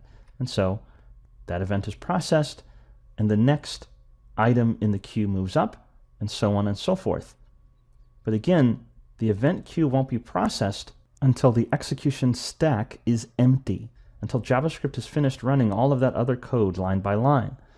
So it isn't really asynchronous. What's happening is the browser asynchronously is putting things into the event queue, but the code that is running is still running line by line, and then when this is empty, when the execution context are all gone, all finished, then it processes the events. It waits for them and sees an event, and if an event causes a function to be created and executed, and there it is. It will appear on the execution stack and run like normal. All right, let's see some code so we can see what this looks like. So I have some code here to show what happens as far as how JavaScript handles asynchronous callbacks. I have a function here that essentially simulates a function or an action that takes a long time. So this while loop is just going to wait 3 seconds. It'll force this function to take 3 seconds to finish running. And then when it's finished, it'll console.log it. I also have a function that's my click handler. So I'm going to listen for a browser event. I'm going to listen for a click event to appear in that event queue. And I'm going to run the click handler function. That's what this line does. I'm listening for click, and I'll run this click handler function when the JavaScript engine decides to go look at and process the event queue. So then I run this function, the long one, and I'm going to click around on the page while this 3-second function is running to see what happens, and then I'm going to console.log that I'm completely finished. So I should see all three of these console.logs. But the question is, if I run the page and click while this function is running, the one that takes 3 seconds, in what order will these three console.logs appear? So I'm going to run this in my browser, and you'll notice it takes 3 seconds for the page to finish loading. That's that long-running function. And because I didn't click anything, notice that I have finished my function and then finished the execution, and that's based on how we understand it. This function, when invoked here, was placed on the execution stack, and execution context was created. It's running. When it finished, it outputted that. Then this left the execution stack, and the global code continued running, and that's what we see in that order. Now, if I refresh this page and click while the long-running function is running, while it's executing, what should happen? Well, the browser is going to place that click event on the event queue, but when is JavaScript going to look at that event queue and process it? I'll refresh, click, and there we go. Are you surprised? Notice that the function completed and the global code completed before it went off and created an execution context for that click handler function. Why? Because the JavaScript engine won't look at the event queue until the stack is empty. So that means long-running functions can actually interrupt events being handled. But this is how JavaScript synchronously is dealing with the fact that asynchronous events are happening, that elsewhere, simultaneously in the browser in this example, things are happening that then complete, that JavaScript needs to know about. So all it does, it just keeps running its normal code, and when that's all done, it will then go and look at the event queue. And if it's already done, then it will just continue to watch that event queue in the loop, the event loop. That's what that's called, that continuous check. And then when it sees something, if there's supposed to be a function, if there's a handler, if there's a listener that's supposed to run when that event appears in the event queue, it will run it. So that's how JavaScript, though synchronous, deals with asynchronous events. Any events that happen outside of the engine get placed into that queue, and if the execution stack is empty, if JavaScript isn't working on anything else currently, it'll process those events, and it will process the events in the order they happened. So if a click event happens and then an HTTP event, it will process the click first and then run that function, complete that function, then look at the queue, start looking at the queue again. All right, so again, asynchronous callbacks are possible in JavaScript, but the asynchronous part is really about what's happening outside the JavaScript engine. And JavaScript, via this event loop, via this list of events that are happening, when it's ready, will look at events and process them. But it does so synchronously. It's time for another conceptual aside. Types and JavaScript. JavaScript is special, different than what you might be used to if you're coming from another programming language when it comes to the types of data that variables hold and how JavaScript deals with them. So before we start with that, big word alert. We're going to discuss a term that describes how JavaScript deals with types. It's called dynamic typing. That means that you don't tell the JavaScript engine what type of data a variable holds. You don't put that into the code that you're writing. Instead, the engine figures it out while your code is running, while it's executing. And so a single variable can, at different times during the execution of your code, hold different types of values because it's all figured out during execution. All right, for example, when you're dealing with other programming languages like Java or C#, they use something called static typing. That means you tell the engine ahead of time, the compiler ahead of time, what kind of data you intend to hold inside a variable. So you might have a keyword like bool to say that this variable should hold a Boolean value, either true or false. And then if you try to put a value that's other than a Boolean into that variable, you get an error. But JavaScript isn't like that. JavaScript is dynamically typed, meaning that there is no keyword to tell the engine what kind of data you intend to put inside the variable. We just say var, for example, and then while the code is running, the JavaScript engine will determine what type you're giving that variable.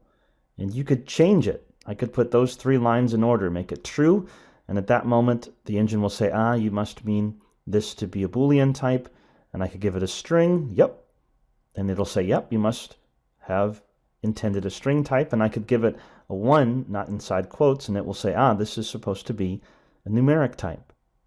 So JavaScript is dynamically typed. It figures it out on the fly. This turns out to be quite powerful and can also cause you some problems if you don't understand how JavaScript is going to make decisions as a result of dynamic typing. Before we can dive further into how dynamic typing works and both its advantages and its disadvantages, we need to talk a bit about the types that exist in JavaScript, the types of data that you can store in a variable. Again, you don't say this directly through the variable declaration, but there are 6 primitive types in JavaScript. All right, now 1 second. Big word alert. What do we mean by primitive type? A primitive type is a type of data that represents a single value. In other words, something that isn't an object. Because remember, an object is a collection of name-value pairs. A primitive type, on the other hand, is just a single value. And again, there are 6 types in JavaScript. So let's talk about each of the primitive types. First, we have undefined. We've already talked about this at some length. Undefined represents a lack of existence. And it's what the JavaScript engine sets variables to initially, and it'll stay undefined unless you set the variable to have a value. So you really shouldn't use this as far as setting a value. You shouldn't say a variable equals undefined. Just let that be the thing that means the code has never set the value. But you can certainly test for it. The second primitive type is null. Null also represents lack of existence. This one is better for you to use when you want to say that something doesn't exist, that the variable has no value. So leave undefined for the engine, and you can use null, the keyword null lowercase, for your variables when you want to set them equal to nothing. Next is Boolean. This is familiar to most programmers. This is either true or false, just one of 2 values. And in JavaScript, it's literally the word true or the word false, lowercase. Next comes number, another primitive or simple type. In JavaScript, actually, there's only one numeric type, and it's called number. It's a floating point number, meaning that essentially there's always some decimals attached to it.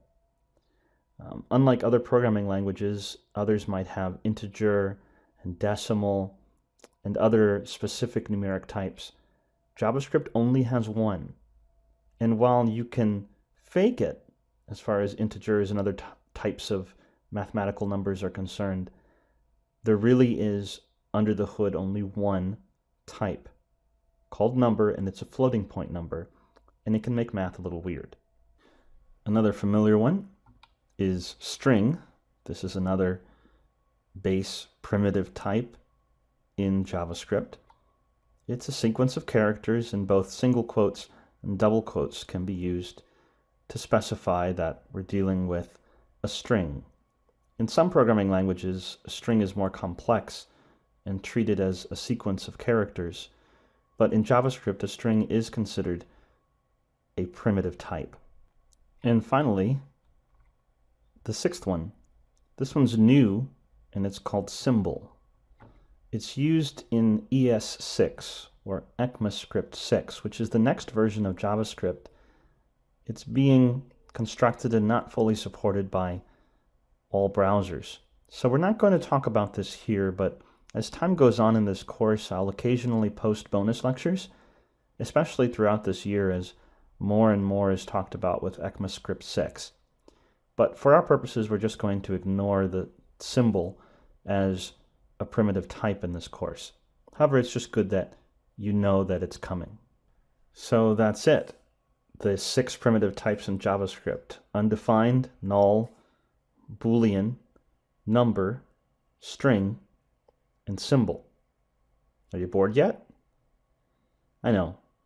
Well, we just needed to establish this because understanding the primitive types and the fact that we're dealing with dynamic typing, that is, that the engine is figuring out what type a variable is on the fly, is key to understanding certain aspects of JavaScript and really weird, funky problems and bugs that you can come up with that can be difficult to debug or understand.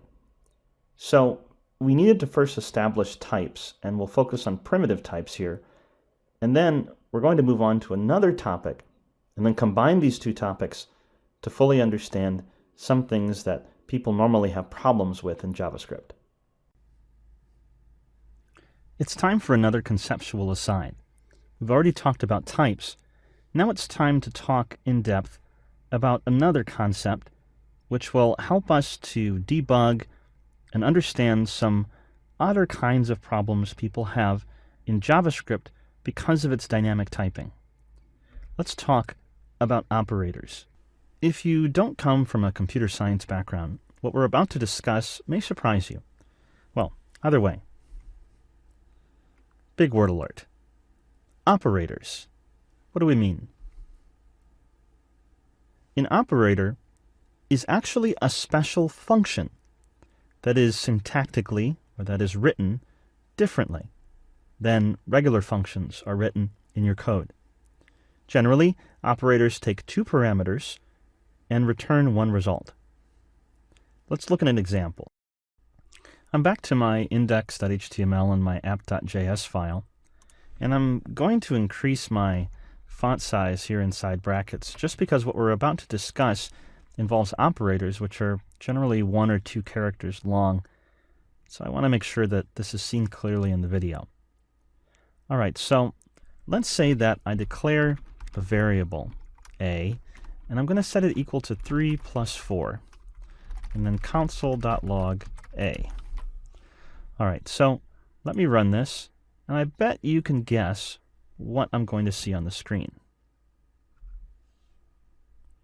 That's right, 7. 3 plus 4 is 7. Obvious. But here's a question you may not have asked yourself. How did the JavaScript engine do that? How did it know that this was my intent to add 3 and 4? Well, the syntax parser and the rest of the aspects of the engine looked at this code, saw the plus sign, and added these 2 numbers. This plus sign is an operator. It's the addition operator, and it's actually a function. It'd be kind of like this. It would be as if I declared a function, and instead of giving it the name add, and then maybe 2 numbers, I instead simply gave it the name plus, gave it 2 numbers, and then returned, and then somewhere in there add the 2 numbers. That was essentially what happened when JavaScript saw this line of code. The difference is that instead of calling the function as you normally would, if this was a function name, I would then put parentheses and pass 3 and 4 to it, and that would have been a normal function call. But that would be a really annoying way to have to type your functions for common operators like plus. So instead, the JavaScript engine provides, along with many programming languages, the option or the ability to write in what's called infix notation. Infix means that the function name the operator sits between the two parameters. So instead of plus 3, 4, calling the function this way, imagine that instead we remove the parens and the comma. That's called prefix notation. I could put the plus sign at the end. That would be called postfix notation. A lot of old school accounting calculators work this way, where you put the operator at the end. But for our purposes in JavaScript, this is infix notation. It's very human readable. But this is essentially a function call passing two parameters, and this function returns a value. The value that it returns, in the case of the addition operator, is these two parameters added together. So plus is an operator. There are other operators, common ones that you've used most likely, like if I swap this and do minus, and console.log this value, what am I going to get? Obviously a 1, because this is an operator, the minus sign. Or if I asked a question, 4 greater than 3, this is a function, a special one, an operator, the greater than function, or the greater than operator. This is different because it accepts two numbers and returns a Boolean. Remember those primitives that we talked about. So this will be true if the left parameter is greater than the right parameter, and it will be false otherwise. So if I refresh this, then yes, 4 is greater than 3. So this function accepted two numbers and returned a Boolean. So this is the concept to keep in mind, that when we type these operators, plus, minus, less than, greater than, and a bunch of others that we'll talk about in just a moment, that these are actually special types of functions, that these parameters are being passed to those functions and a value is being returned.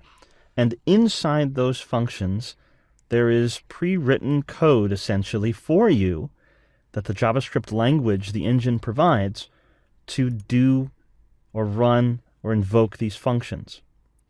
And what's happening inside those functions is important to understand, especially when dealing with a dynamically typed language like JavaScript, where you don't necessarily know ahead of time what type the variable is. The JavaScript engine will behave in special ways because of that. But for now here, let's just keep in mind that operators are functions. Operator precedence and associativity. We'll extend our discussion of operators to discuss these two very important terms. But precedence and associativity, those again are some of those big words that describe things that are a lot simpler than what they sound like. So, big word alert. First of all, operator precedence.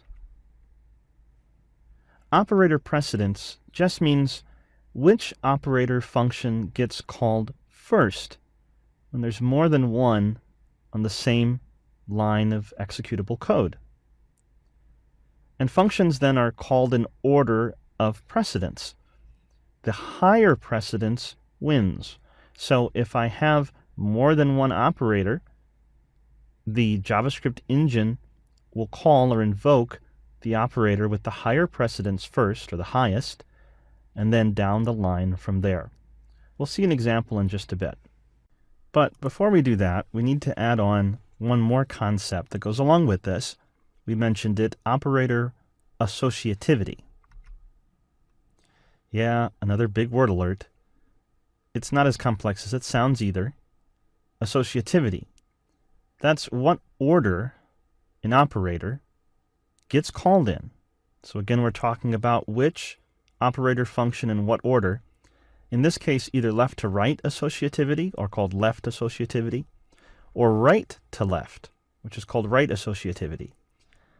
And this means when the operator functions have the same precedence. So if I have a bunch of operators on a line of code, the precedence tells me which ones gets called first, but if I have some of them, they all have the same precedence, then what do I do? Well, depending on the associativity of that operator, we're either going to call the functions left to right, or we'll call the functions right to left. All right, let's look at some examples.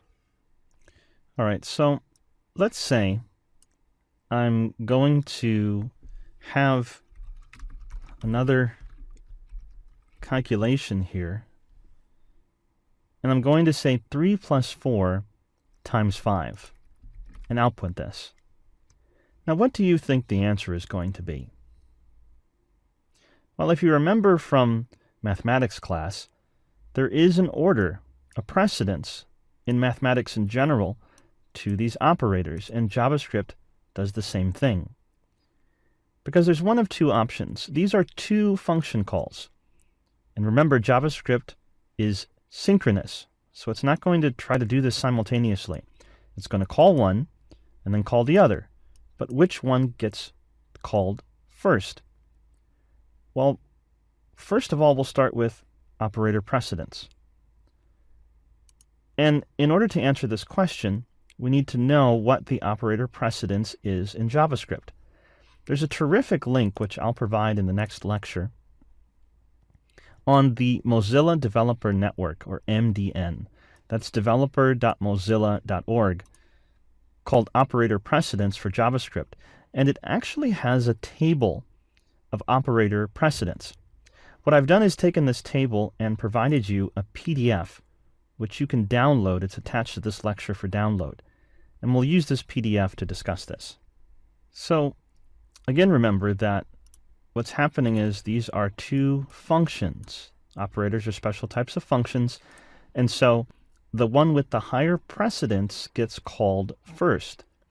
So the bigger the number on this table, that means the one with the biggest number will get called first, and the second biggest number will get called second, etc., until all of the operators are done.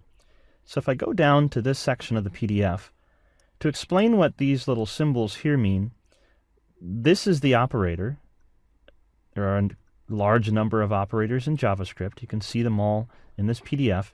And these three dots just mean other code around it. So in this case, multiplication is a asterisk, division, addition, subtraction, remainder, and then there's just code around it. So a left parameter and a right parameters. So these are the parameters being passed to that function. So in my sample, I have multiplication and addition. Notice that multiplication has a precedence of 14, and addition has a precedence of 13. And with operator precedence, the higher one gets called first. So multiplication is higher, or has a higher precedence than addition. That means that what's going to happen is this will get called first. And remember that this returns a value. So what's really happening is 4 times 5 is run. This operator function is invoked and returns 20, 4 times 5. And then, because this has the lower precedence, this is called using that returned value as the second parameter. And so that's called, and it's 23. Equals is also an operator.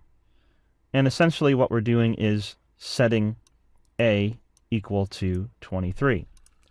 If the precedence was different, then it would do 3 plus 4. If that was first, that would be 7.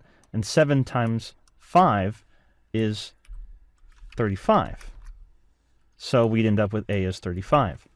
So the precedence makes a big difference in the value we get. 23 if times or multiplication has the higher precedence, and 35 if addition has the higher precedence. But we've already seen that multiplication has the higher precedence in JavaScript. So when I run this, I get 23. I get 23 because this function is called first, and I get a 20. And then this function is called, and I get a 23. Make sense? That's a very important concept to understand some of the strange bugs, or things that look weird anyway, that can happen to people when writing JavaScript code. Now, what if more than one operator, and I could have many in a row, has the same associativity? Let's go back to our table. Notice that in some cases, for example, multiplication, division, and remainder, all have the same associativity. Or I could have the same operator on one line of code. Well, let's take a moment and look at this. I'm going to change what I'm doing here. I'm going to say var a is 2 and var b is 3 and c is 4. So I now have 3 variables with 3 different values. And then I'm going to run a statement. A equals B equals C. And then I'll console.log all of these 3 variables.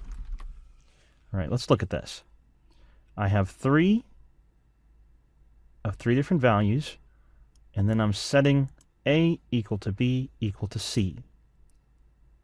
So in the end, they should all be equal, but the question is, what value will they all have when I console.log this? Will they all be 2?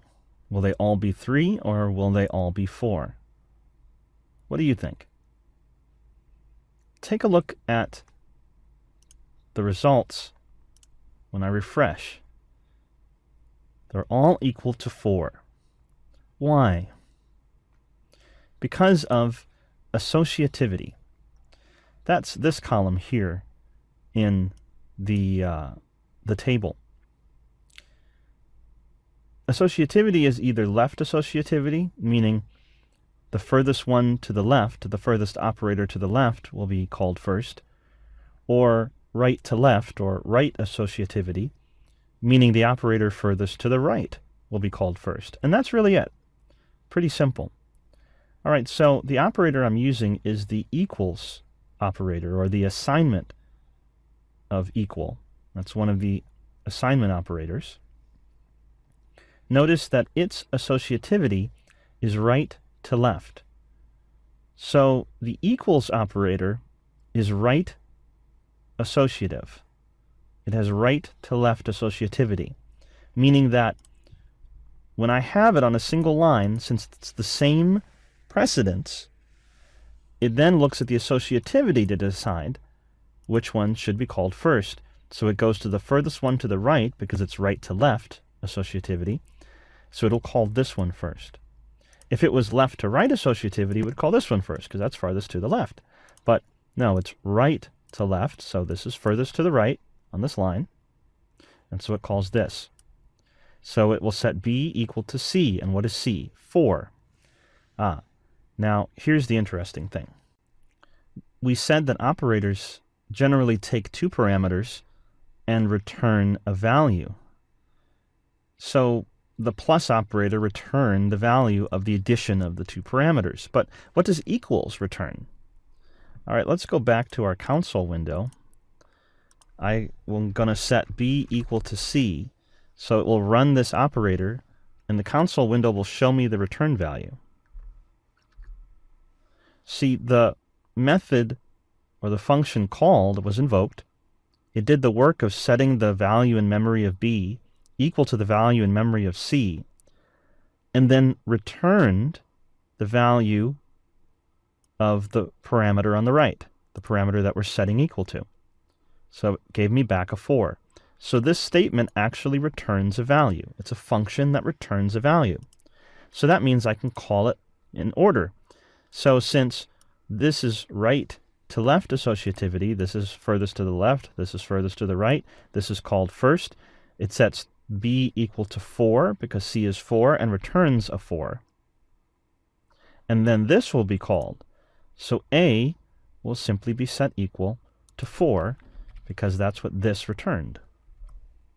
A is 4. So when this is done calling, first this operator, then this operator against the returned value, A, B, and C are all equal to 4.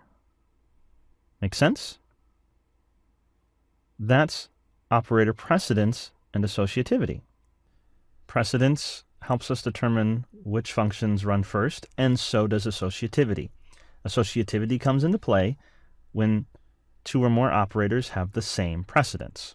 So if an operator has precedence 14 and another one 13, 14 gets run first.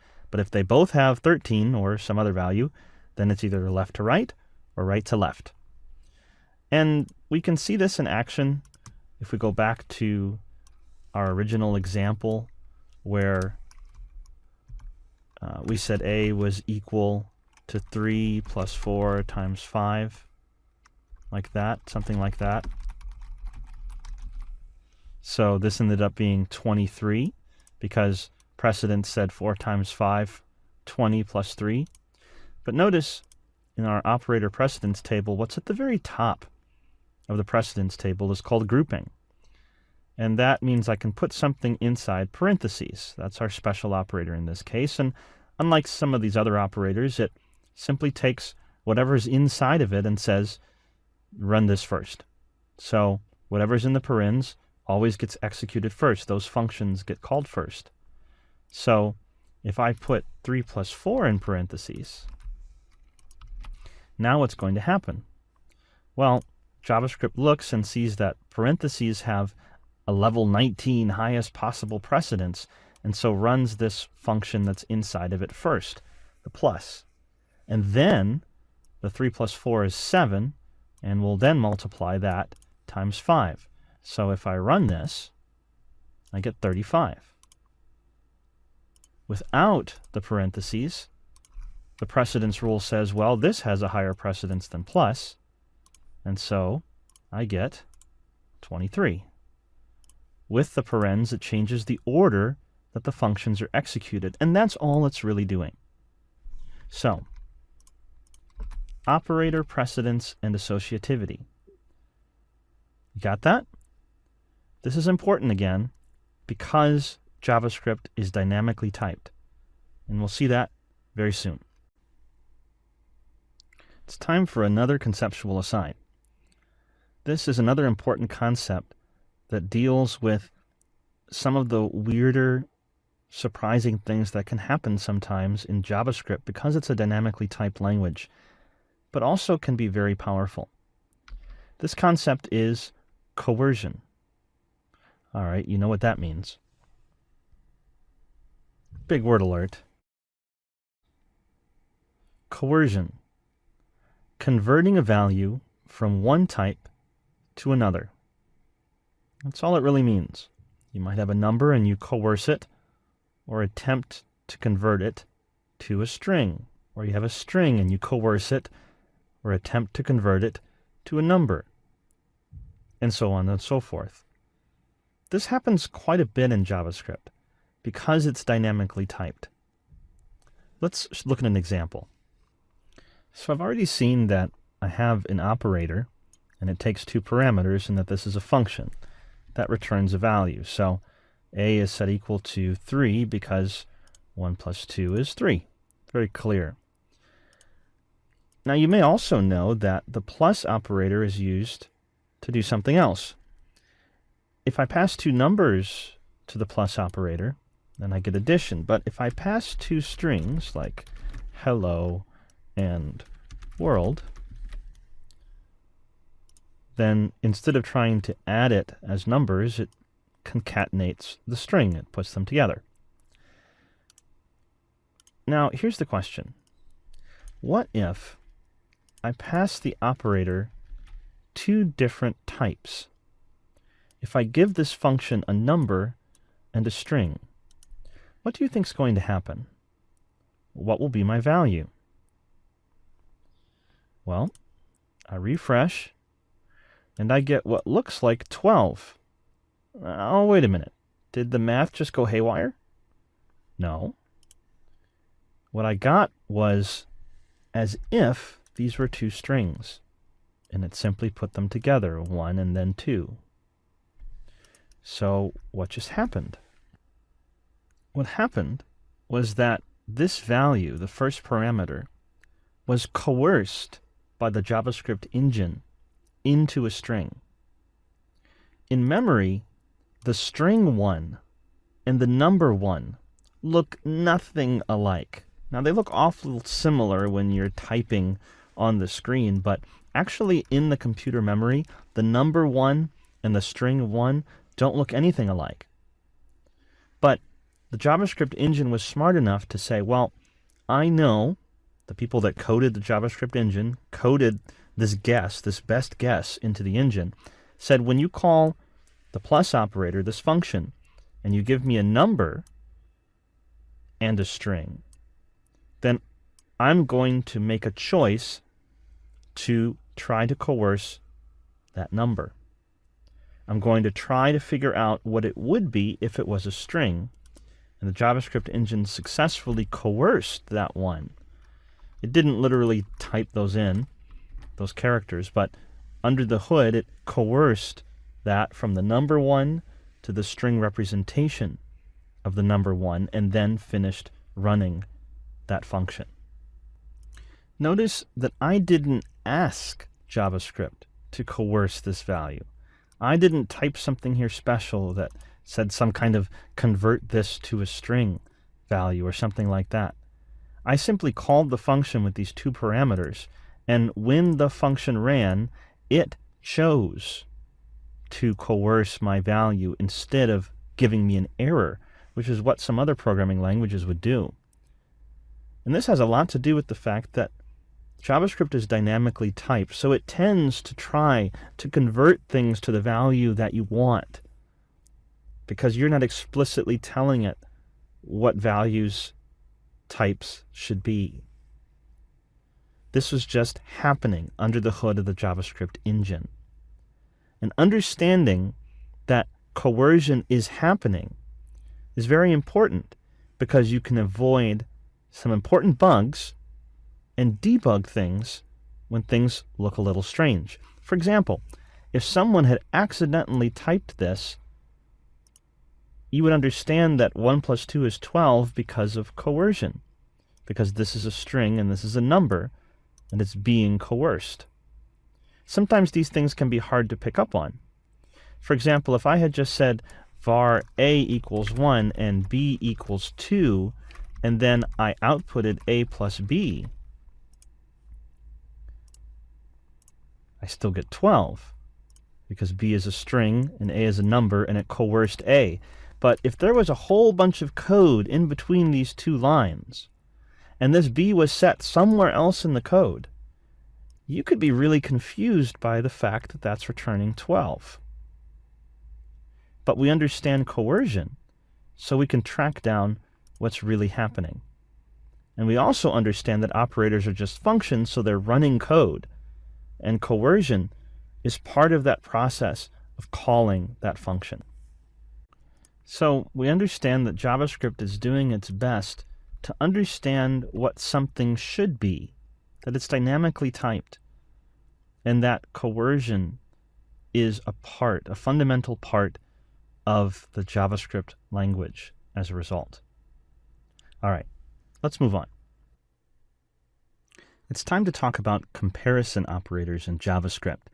And here's where we'll see that what we've been discussing, all these things that may have felt not very necessary till now, regarding operators and precedence and associativity and coercion, where they all come together to explain some behaviors in JavaScript that many find confusing. So again, I have a blank app.js file, and we're going to try some things. And I encourage you to try these things yourself in your app.js file or in the console, in the dev tools of your browser. Mess around. As we discuss, you want to be able to understand and be familiar with some of the quirks that we're going to see. All right, so for example, I'm going to console.log a statement that should look pretty obvious. 1 is less than 2 is less than 3. So, as a human, what would you expect the result to be? Again, these are less than operator, so it's going to return a Boolean, either this is true or false. If I just read this, 1 is less than 2 is less than 3, I would expect that to be true. because it is true. 1 is less than 2, and 2 is less than 3. So if I run this, it appears that the browser agrees, that the JavaScript engine inside the browser ran that statement and agrees with that, because it said true. All right, let's change this to 3 is less than 2 is less than 1. Well, that should be false, right? 3 is not less than 2. 2 is not less than 1. I run that, and that's also true. So why is this returning true? And for that matter, why did 1 is less than 2 is less than 3 return true? Well, we can start to answer this by using the knowledge we've gained about operator precedence and associativity. These are two less than operators, so they have the same precedence. So what determines which one gets run first? Well, associativity. And if I scroll down and find the less than operator, I see that it's left to right associativity. See that? That means the one furthest to the left will get run first. So what does 3 less than 2 return? Well, we know that. If I clear this and go 3 less than 2, it returns false. So that means what's really happening is that this is being run. The second operator function, when it's invoked, is getting past the parameters 1 and false. And what does an operator in JavaScript try to do when I give it a value that's a type it doesn't expect? This wants two numbers, and I'm giving it a number and a Boolean. Well, it's going to try to coerce or convert this Boolean to a number. Well, what does false become when I try to convert it to a number? Well, we can actually see this. If I open up the console, I'll clear this again. I can use a built-in function. I recommend that you don't use this, but it's very useful to see what things will coerce to. However, we'll talk about this later in the course, about using these and not using these built-in functions. But just to show what something coerces to, I'm going to use the number function, where I can give it a value, any value, and it will show me what this will coerce to, because it will try to convert it to a number. So if I, for example, try to coerce the string 3, I get a 3 back, as we've talked about. All right, so I'm going to try to coerce a Boolean false to a number. What does it become? A 0. Well, that's interesting. Actually, true and false both can coerce. False becomes a 0, and true becomes a 1. So what does that mean is happening? Well, over here, when this less than operator is invoked, and it coerces false, it's actually running this statement. Is 0 less than 1? Because it converted the Boolean to a different type, to a number, and that became a 0. So is 0 less than 1? Yes. So this becomes true. So if I look at the order again, 3 is less than 2 is false, left to right associativity, that was called first. False is less than 1, false becomes coerced or converted to 0. 0 is less than 1, that's true. So this sequence of function calls, 3 is less than 2 is less than 1, although it looks from a human perspective like it should obviously be false, from the JavaScript engine's perspective, which parses and executes this code, it makes perfect sense that this result would be true, because of the order of execution of these function operators and the coercion of the resulting values. But we can see how not understanding these things could lead one to feel that JavaScript is behaving in a weird or strange manner. Let's go back to 1 is less than 2 is less than 3.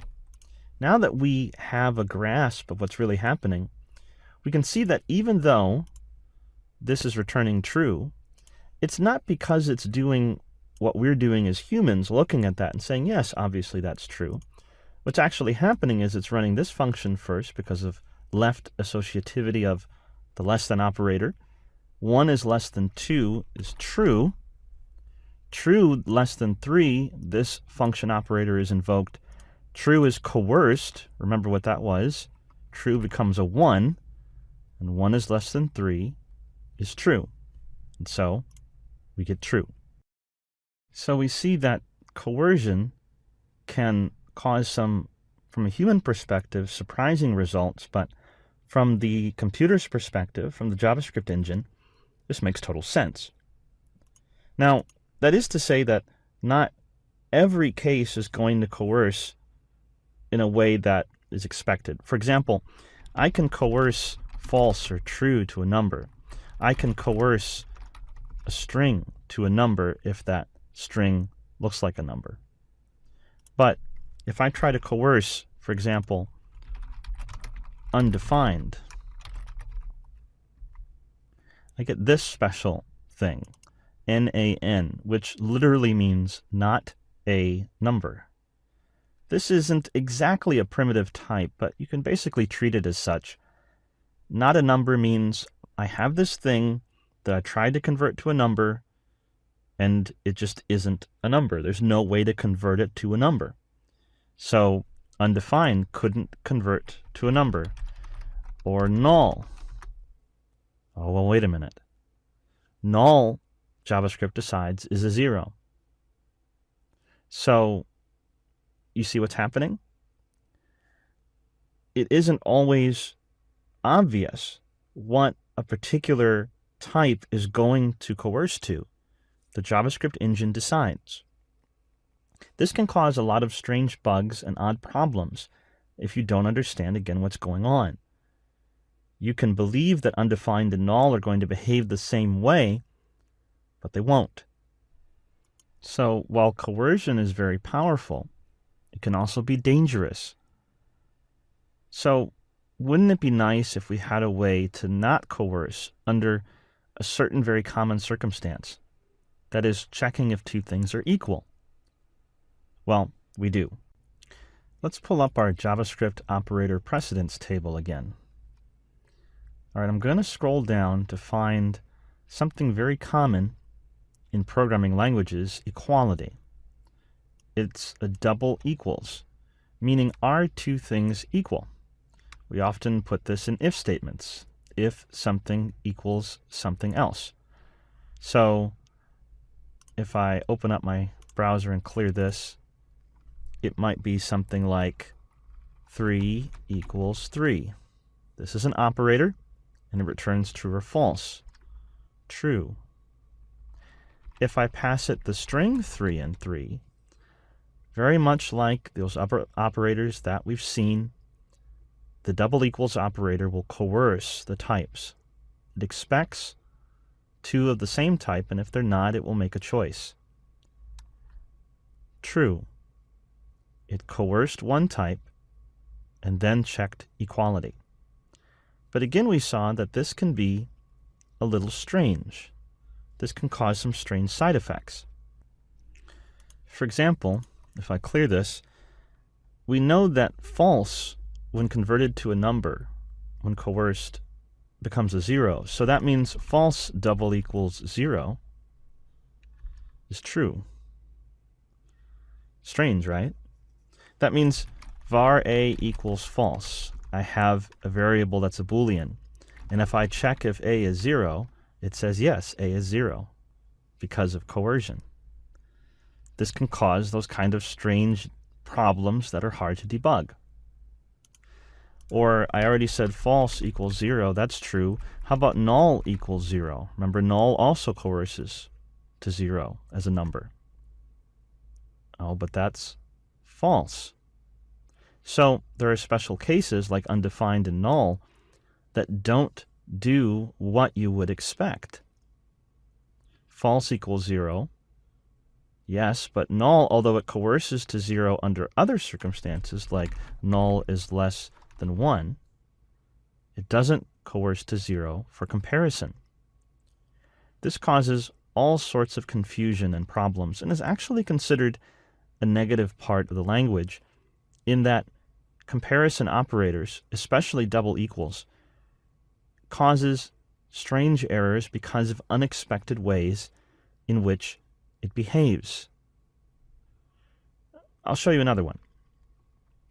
Double equals using an empty string and 0. That's true. So if I have empty string and false, that's also true.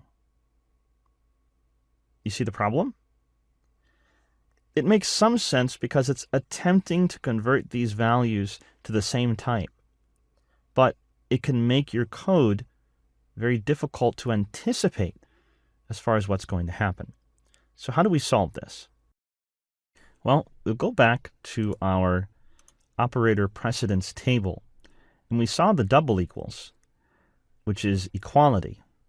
But there's also a triple equals, which is called strict equality.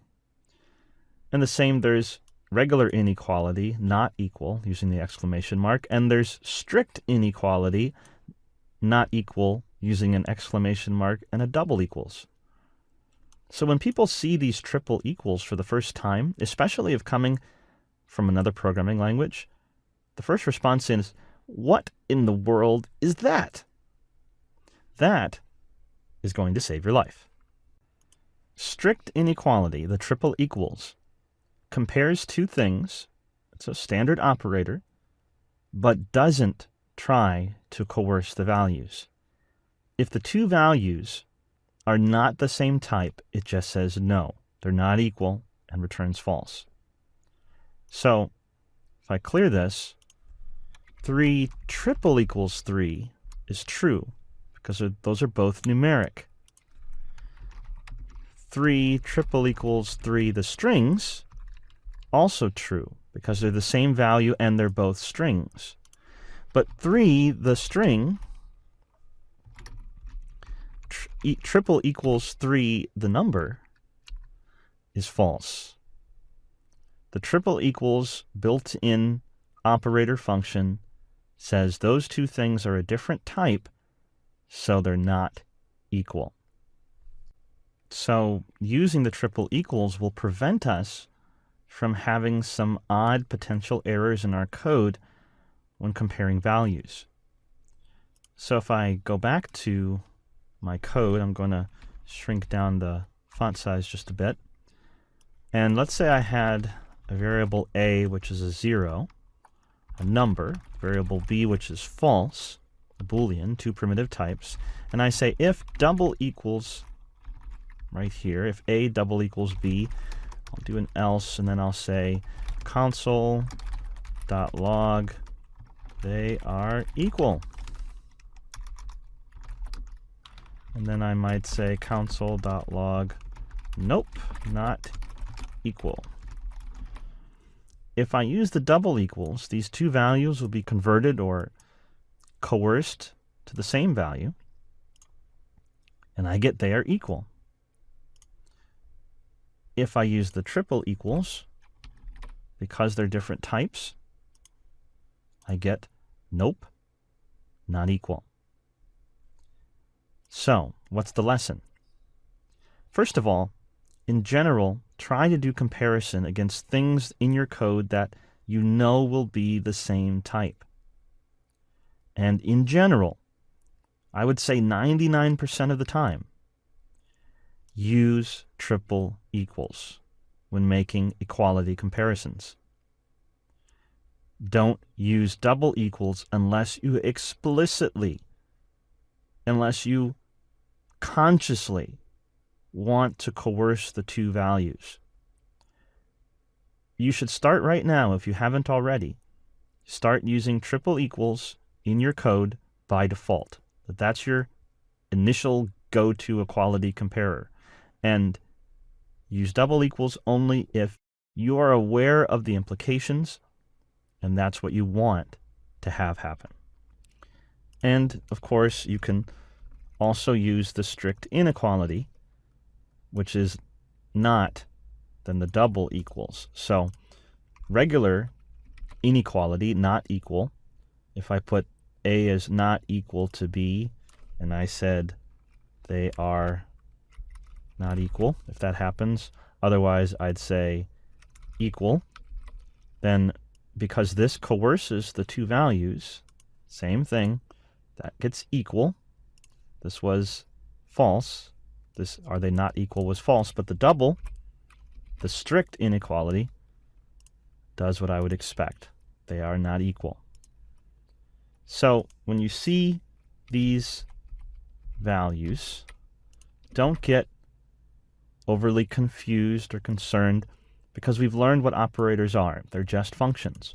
This would be as if I had a function double equals, which took a couple of parameters, and this one coerced, and I had a function triple equals, and it took two parameters, and this one didn't.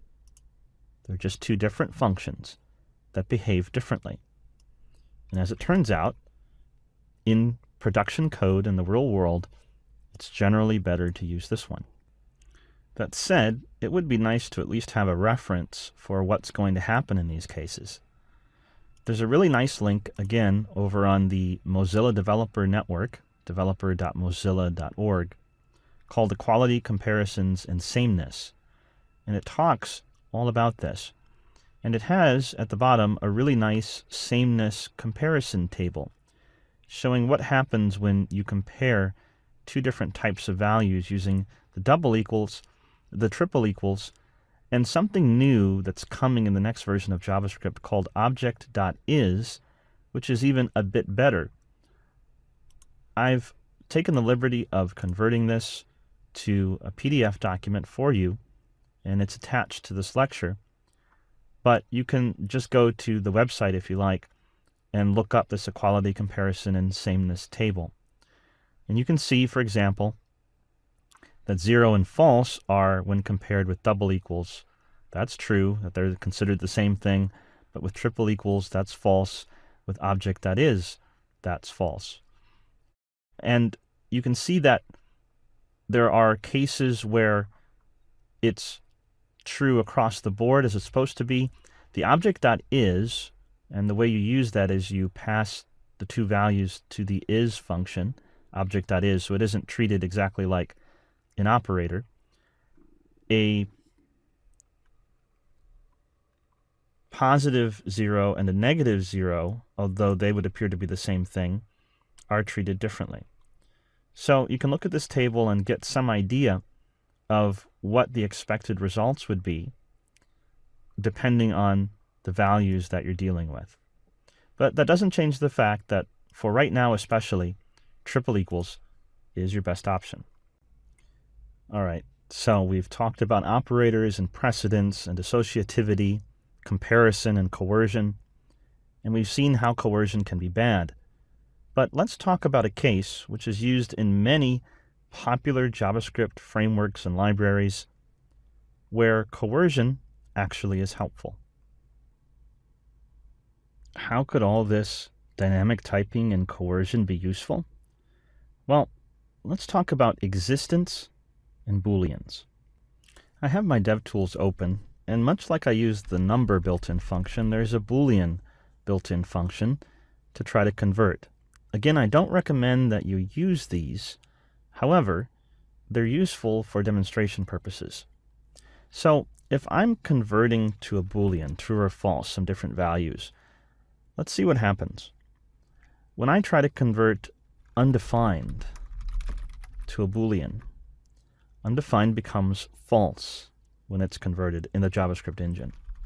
How about null? Null is false. How about empty string? Empty string is also false. So all of these things that imply the lack of existence, they convert to false. Can we use that to our advantage? Yes, let's go back to our code. And in this lecture, and many of the ones beyond, you'll get this code downloadable. The previous lectures were just simple examples, so I encourage you to try them yourselves. But here we go. I'm going to set var a, and I'm not going to set it equal to any value. Let's suppose I have some code that I won't write that goes out to the internet and looks for a value. And if it finds it, then it sets a equal to that value. I can then say an if statement. Whatever I put inside the parentheses of an if statement, it will attempt to convert or coerce to a Boolean, true or false. So it doesn't really matter what A is. If I put it inside the if as the statement, as the thing I'm checking, it will attempt to convert it to a Boolean. So I can go console.log something is there. If A, see that? A will be converted to a Boolean. So if I go back, if A is any of these three things, then this if statement will fail because A is nothing. Because remember, the creation phase of the execution context is going to set up the memory space for this variable, and then what is it going to do? It's going to set it to what value initially? That's right, undefined. And what does undefined convert to? False. So we can use this coercion to check if A is nothing. If A came back and ended up being undefined because it was never set, or A was null, when I was doing whatever logic I was doing, I'll still get nothing. If A was an empty string, this will still convert to false, so nothing will happen. But as soon as I have something, like in string that's not empty, then that runs. See how that works? We can use coercion to our own advantage and check to see if a variable has a value, something other than undefined, null, or empty string. Now there is one caveat.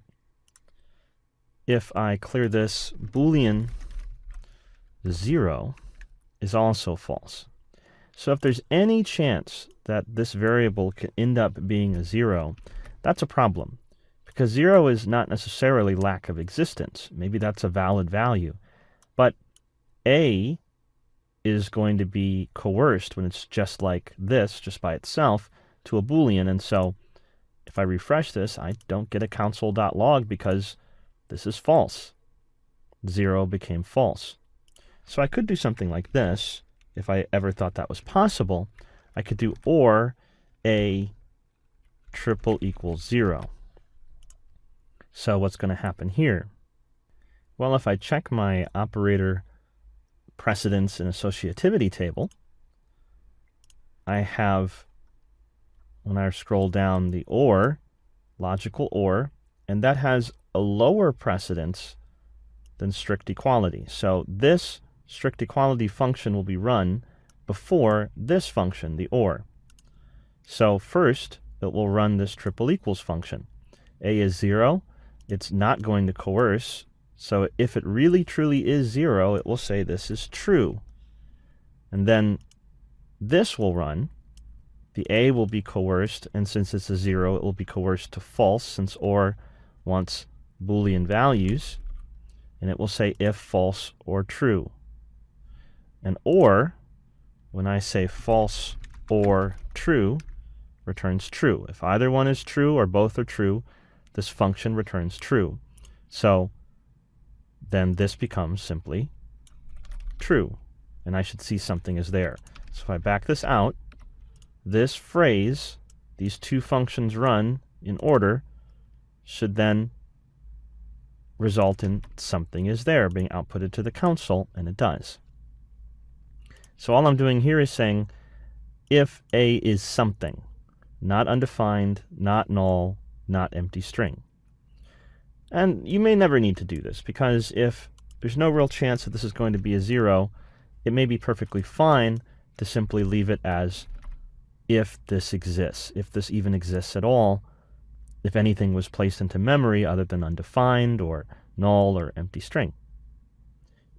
So that can be very useful. And this pattern of coercion, of using coercion in this case to check for existence, is used in a lot of really great frameworks and libraries a lot of really strong JavaScript code that's out there. It's very useful, and you can use it. Of course, if you're helping someone to debug their code that has seen this and is trying to use it without fully understanding it, and the if statement seems to be returning false when they're confused that there is a value in there, you could help them. Maybe that value is 0, and you could explain to them 0 converts to false. So that's why it's acting as if nothing is there when you're using it inside an if statement this way. So again, understanding what's happening under the hood and how all this is working will make you a better JavaScript programmer. You'll be able to debug problems better and also use advanced concepts like this in a clean, clear, and correct way. Let's bring together some of what we learned about operators with coercion and look at another way that these concepts can be used to our advantage in a pattern that's commonly used again in many libraries, frameworks, and other good JavaScript code. I again have a blank app.js file, and I'm going to create a new simple function called greet. And it's going to take a name as a parameter. And what it's going to do is simply say console.log hello, then name. And then I'm going to call greet, and I'll pass my name, Tony. All right, let's run this, and it says, hello, Tony. Pretty simple. But what if I called greet without a parameter? Unlike many programming languages, JavaScript doesn't care. This won't throw an error. It will simply pass nothing to name. So if I console.log name, and then this, let's see what happens. Look, kind of as we expected, right? Undefined. Because what happens when the function is invoked? A new execution context is created, and this variable, which is essentially created inside the function, though the value is passed during its invocation, is initially set when the memory space is set up to undefined. So JavaScript simply ignores the fact that I called the function without the expected parameters and simply says, that's okay. It's undefined. It's already in memory. It has a value, and you simply didn't give me a new one. And then that hello, well, look what happened there. That's a problem. You see, the plus operator, when it saw a string and undefined, that's the value in name, it coerced name, the undefined primitive type, to a string. And so it literally coerced it to the string undefined and then put them together, concatenated them. That is not ideal behavior. But it isn't totally unexpected behavior in that we now understand how operators and coercion works. But what should we do? What if I want a default value for this parameter? Well, the next version of JavaScript, ES6, is actually going to introduce syntax to set the default value. But if you look at current JavaScript code and a lot of legacy code inside a lot of software, you'll see a neat trick for setting a default value. So I can say that name equals name or, and then I'll put, let's say, your name here. Let's say that's my default value. So what's going to happen if nothing, if undefined, ends up being the value of name when the function is called? Well, remember that operators are just functions that return values. So what does the OR operator in JavaScript return when you pass different parameters to it? It actually does something kind of neat. It doesn't just return true or false. Let's take a look. If I clear this, what if I tried true or false? Well, it returns true. That makes sense. If I return undefined or hello, it doesn't return true or false, it returns hello. It returns, in this case, the value that can be coerced to true. Because if I coerce hello, a non-empty string, it's true. So that's what the OR method returns. If I put hi and hello, it gives me hi because it will just return the first one, that coerced to true. So the OR operator's special behavior, in that if you pass to it two values that can be coerced to true and false, it will return the first one that coerces to true. 1 can be converted to true. 0 converts to false when converting to Boolean. So I can use the OR to say, if something does not exist, or is an empty string, or a null, give me this back instead. Null or hello. Empty string or hello. See how that works? Operators are functions that return values. That's why I can use this line of code and say, well, name is equal to name, the value that I currently have, or some default value. And what will happen if name is undefined, or empty string, or null, then this OR function, this operator, returns the default value to this equals operator. So what will happen is OR will be run before equals, because if I look at my precedence, the assignment operator equals has a lower precedence than OR, so OR is run first. So OR is run. If this is undefined, I'm going to end up returning this value, and then the equals is run. So let me call greet twice. Greet Tony, and then greet no parameter. When Tony is passed, this will be true because it's not an empty string or undefined, so the string Tony will coerce to true, and that's what will be returned from this OR. So name will still be set equal to Tony, just set equal to Tony again. And the second time, this is undefined, so the OR operator will return this value, which will be set equal to name. So what would I expect to see? Hello, Tony, and then what? In the second call. Let's look. That's right. Hello, Tony, and then hello, the default value, your name here. So I use this one-line OR expression to set a default value. Now, I could have done this with an if statement, but that's a lot more typing. This is a pretty neat and clear trick that makes your code very readable when you understand it. Now, you still have to be careful with 0. If I was to call greet and pass the number 0, that converts to false also, so I'd get the default value again. So you do have to be careful about 0 again. But nonetheless, that's a side case. In most cases, this is just fine to do and is really a neat thing that you can do in JavaScript. It's time for our first framework assigned. I really like these.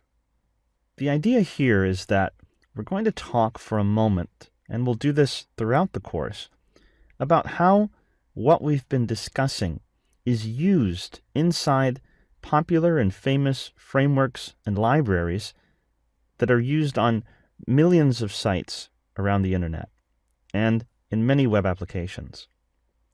For our purposes, although framework and library can really mean two different things, we're going to essentially talk about them as if they were the same thing. For our purposes, a framework and a library are the same thing. A grouping of JavaScript code that performs a task and is intended to be reusable.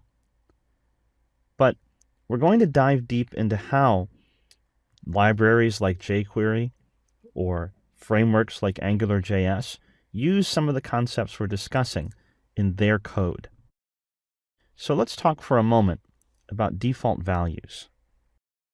We can combine some of what we've learned about default values and also about execution context in the global environment to understand some lines of code that appear quite often in popular frameworks and libraries if you look under the hood and look at their source code.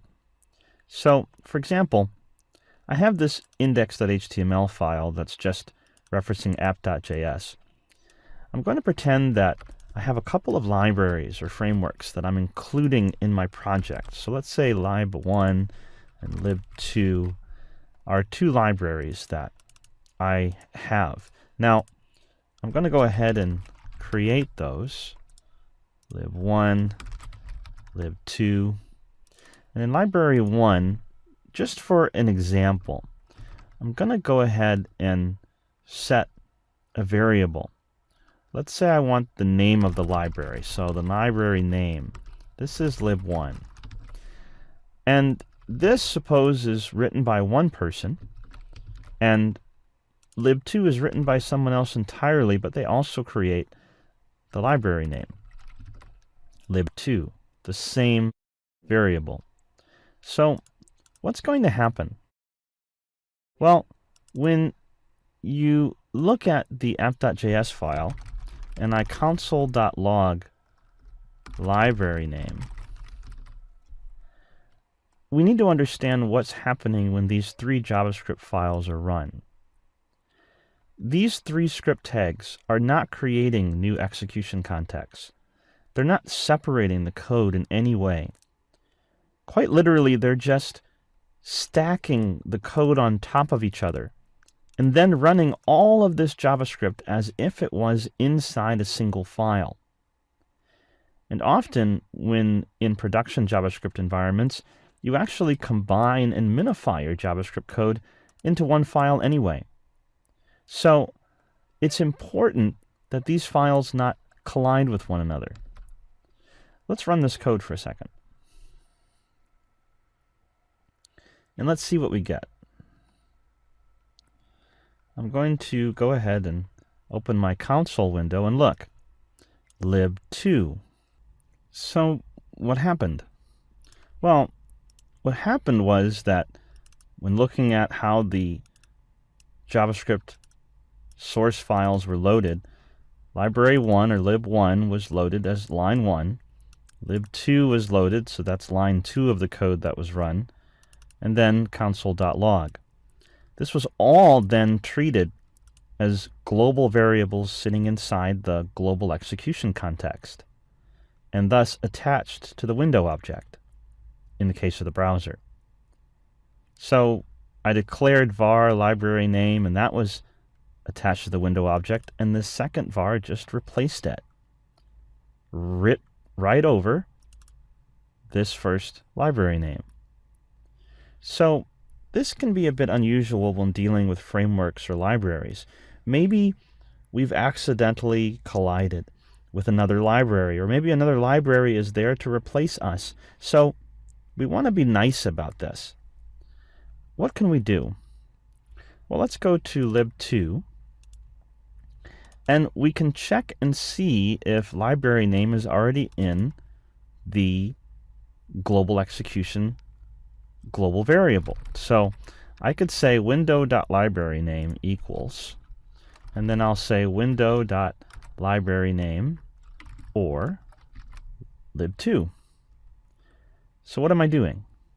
I'm checking to see if there's already a library name in the global execution context sitting on the global variable, which is window. If it is, then I'm just not going to do anything.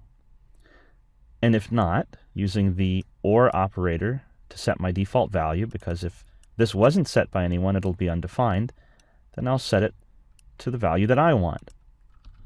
So if I run this code, it's lib1. See that? Because this first JavaScript file, that's the line that was run. This is put onto the window object. And then in my second library file, I just made sure that I wasn't colliding with it by checking to see if something was already there of that name. So in the case of a lot of frameworks and libraries, you'll see a line of code that looks something like this, where it's actually setting the object or the set of functions that define the library or the framework, and not bothering to do anything at all if something is already there of that name. Now, of course, this could in itself cause some errors, but that's likely the developer's fault for perhaps colliding with the name that's already in the library he or she is using. And it makes it easier to debug and understand what's going on, because the entire library just won't be there, because it will say, oh, you've already used that name, so I'm going to exclude myself from doing anything at all. So when you look inside the source code and you see something that looks kind of like this, understand that it's checking the global namespace or the global object to see if something of that name is there so that it doesn't collide or override it. It's time for a new section of this course called Objects and Functions. In a lot of JavaScript courses, they treat these two concepts as two different subjects to teach. I think that's a big mistake, because while in other programming languages, objects and functions are two distinct things to talk about, in JavaScript, they're very, very much related. They're really, in many ways, the same subject. So let's talk about objects and functions. The first subject, or the first topic we'll discuss, is objects and the dot. Remember, we've already said that objects are collections of name-value pairs, and those values can then be other collections of name-value pairs. But for our purposes now, let's look at objects from a little bit of a different perspective. Let's think about how an object lives or resides in your computer's memory. An object, like we said, is a collection of values that are given names. But what values are we talking about? Well, an object can have properties and methods. So an object can have a primitive sitting off of it, and that would be called a property. Remember those primitive types that we talked about. So any one of those, like a Boolean or a number or a string. An object could have another object connected to it as a child, so to speak. And this is also considered a property. Remember, we said the value could be another name-value pair collection, or that is, another object. An object can also contain functions, and in those cases, the function is called a method when it's sitting on the object. So it's still a function, but it's connected to an object, and so it's called a method. So objects have properties and methods, and these sit in memory. So the kind of core object will have some sort of address in your computer's memory, and it will have references to these different properties and methods which are also sitting in your computer's memory. Now, they may be related to the address of that base object concept, or they may not, but either way, the object has references to the addresses or the space or the spots where these different properties and methods live, and those addresses might look something like that. So this may seem a bit obscure, but it's important for things that we're going to talk about later, that you think about an object as sitting in memory and then having references to other things sitting in memory that are connected to it. So it knows where its different properties and methods are. That is, primitives, objects, and functions that make it up. All right, so let's look at, in JavaScript, how we access those slots in memory, those properties and functions of an object. All right, so I have an empty app.js file, and I'm going to create our first object, var person, and I'm going to use the syntax equals, and instead of a primitive like a string or a number, I'm going to say new object. Now, let me be clear. There are better ways to do this, and we'll cover them shortly. But just for this moment, I'm going to use the new object syntax to create a new object because it's very obvious what's going on. So I'm creating a new object, and this is going to sit in memory. Now, I'm going to add properties and methods. So, for example, I can say person, and then I'm going to use what's called the computed member access operator. That's right, an operator. The operator is this, brackets. And inside those brackets, I put the name of the value that I'm trying to locate in memory. So let's say first name. It doesn't exist yet, so when I use the equals, Tony, it's going to create that spot in memory and give it that name, and this object will get a reference to the address of that location in memory. So it will know where first name is in memory, and that's going to be a primitive, a string. So it's called a property, the first name property. So this is one way to set and access properties. If I go back to my PDF of JavaScript operator precedence, you'll see that we have computed member access. It's very near the top, and it's left to right associativity, and it's brackets there. So this is an operator. What the operator does is it takes this object and this property or method name, and it looks for this on this object. It actually can do quite a bit more than that, but we'll see that much later in the course. But for starters, this is one way using a string to access this. So let me set a last name. Now, the neat thing about this operator is that I could set a string, let's say first name, and I can then use that string to access that property using that bracket notation or that operator. So let me first of all just log the person itself so you can see it, and then I'll log person. I'll use this bracket operator, and I'll pass this string, this variable that contains this string. And remember, this operator will take this object and look for a property with this name. So this name is first name, so it should find it. And what should it output? Tony. So let's go ahead and run this in the browser. And then I'll open my console, and there I see Tony. So the computed member access operator, those brackets, worked. They looked at the object as one parameter and that string as the other parameter and went out and found that property on that object and gave me the value. Notice I also just outputted the object itself, and I can see those two properties, first name and last name. There's another property, this underscore, underscore, proto, underscore, underscore. Don't worry about that right now, but we are going to get into that later in the course. For now, we'll just focus on these that I've made, first name and last name. And I've outputted the first name using that special operator with the brackets. So let's go back to our code, and let's talk about another operator, the more common operator and clearer and easier to type operator for accessing properties and methods.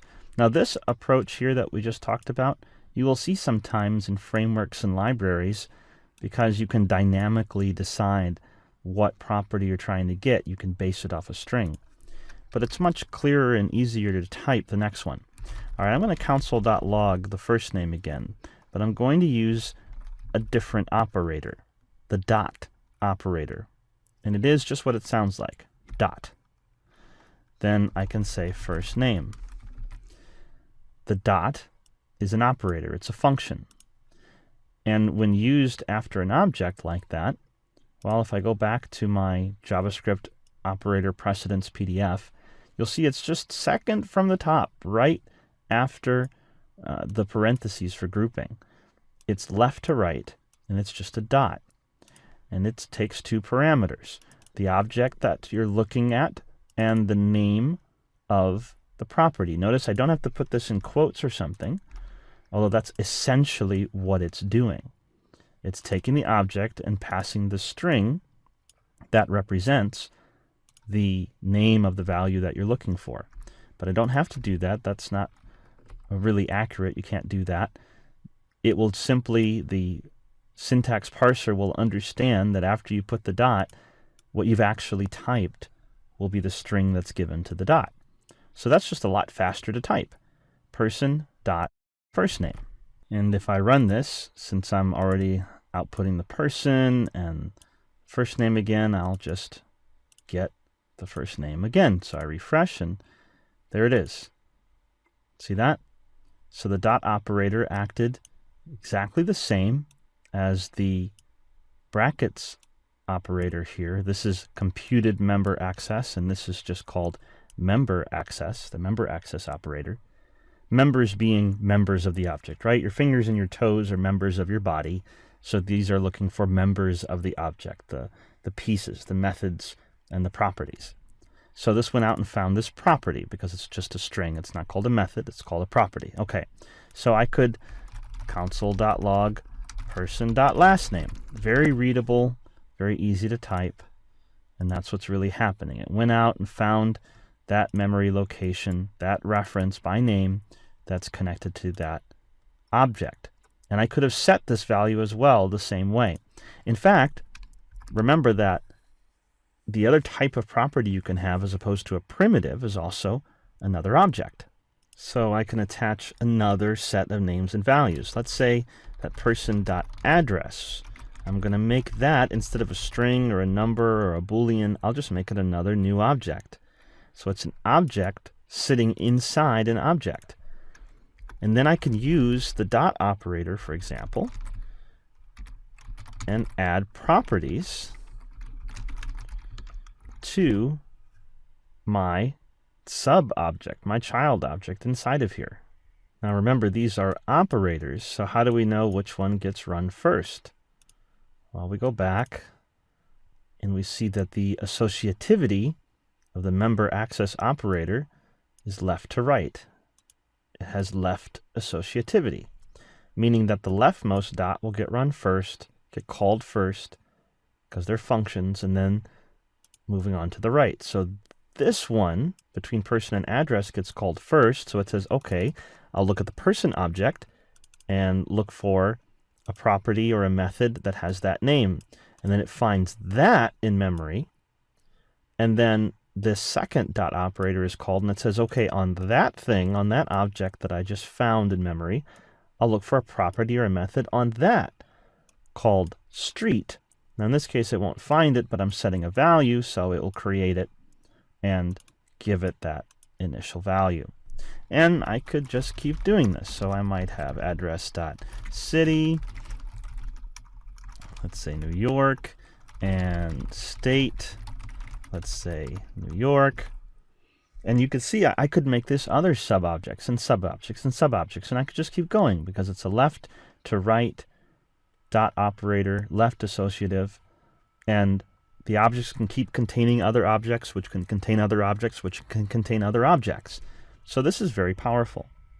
And realize that the objects themselves and their properties and their methods are all just sitting in memory. These dots and these brackets, passing strings to them, they're just functions. They're just operators, a way to access that information. So now I have this object sitting in memory. I could do a person.address.street and output that, and it'll go find it in memory running those two different operators. I could go person.address.city, and it will find that. And I could, on the same object, just use a different operator. So I could go address using the computed.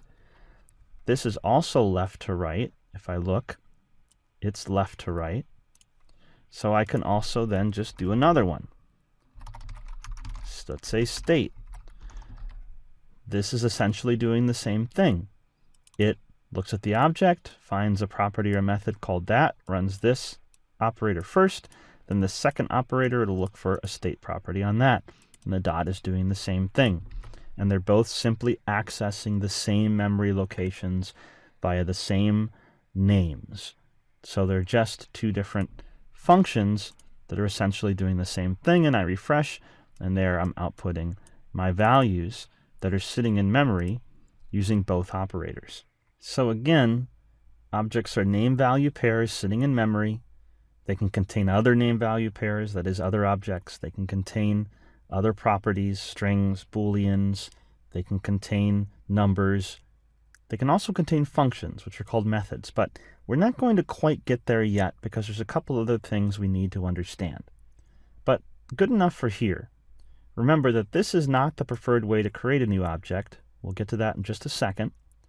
And also remember that although we can use the dot or we can use the computed, the bracket notation here for finding properties and methods, the preferred approach is just using the dot operator.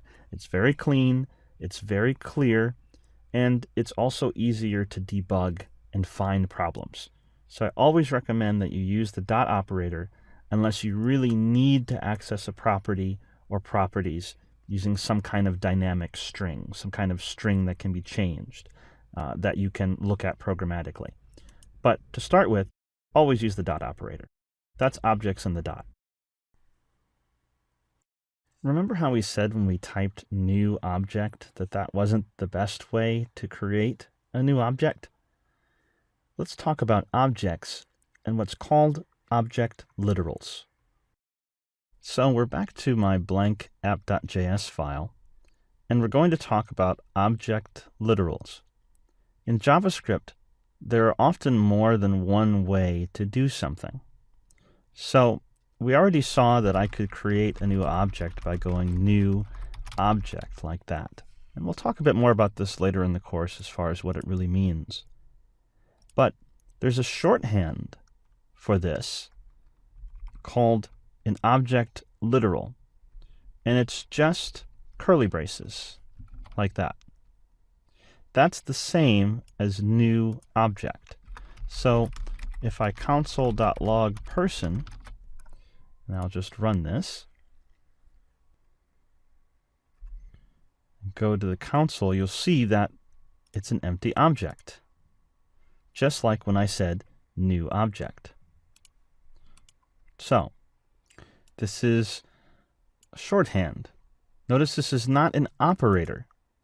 What's happening is that the JavaScript engine, when it's parsing the syntax and it comes across this curly brace, and it's not part of something like an if statement or a for loop or something like that, it assumes that you're creating an object.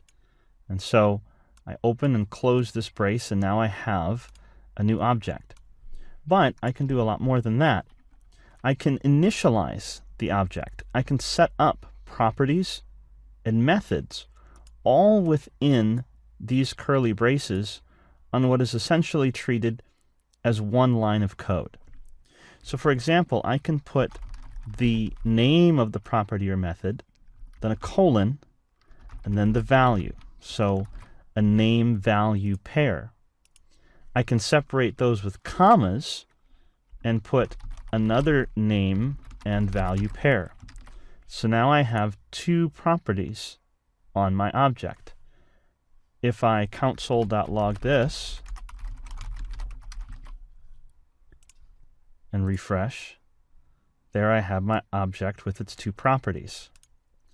This is essentially the same as saying person equals new object and then manually setting one at a time these individual properties. Notice I can use double quotes or single quotes for strings in JavaScript. These two things, this and this, are the same, but this is much faster, much quicker to write. So I can actually then create that object that I initially created in our last lecture. And it's often good to use white space. JavaScript is very liberal about letting you use white space, that is, spaces and tabs and carriage returns, and this is still treated as one line of code. but it just makes it more readable for me as a human. So I can add another comma, so we separate each name-value pair with a comma when we're using object literal syntax.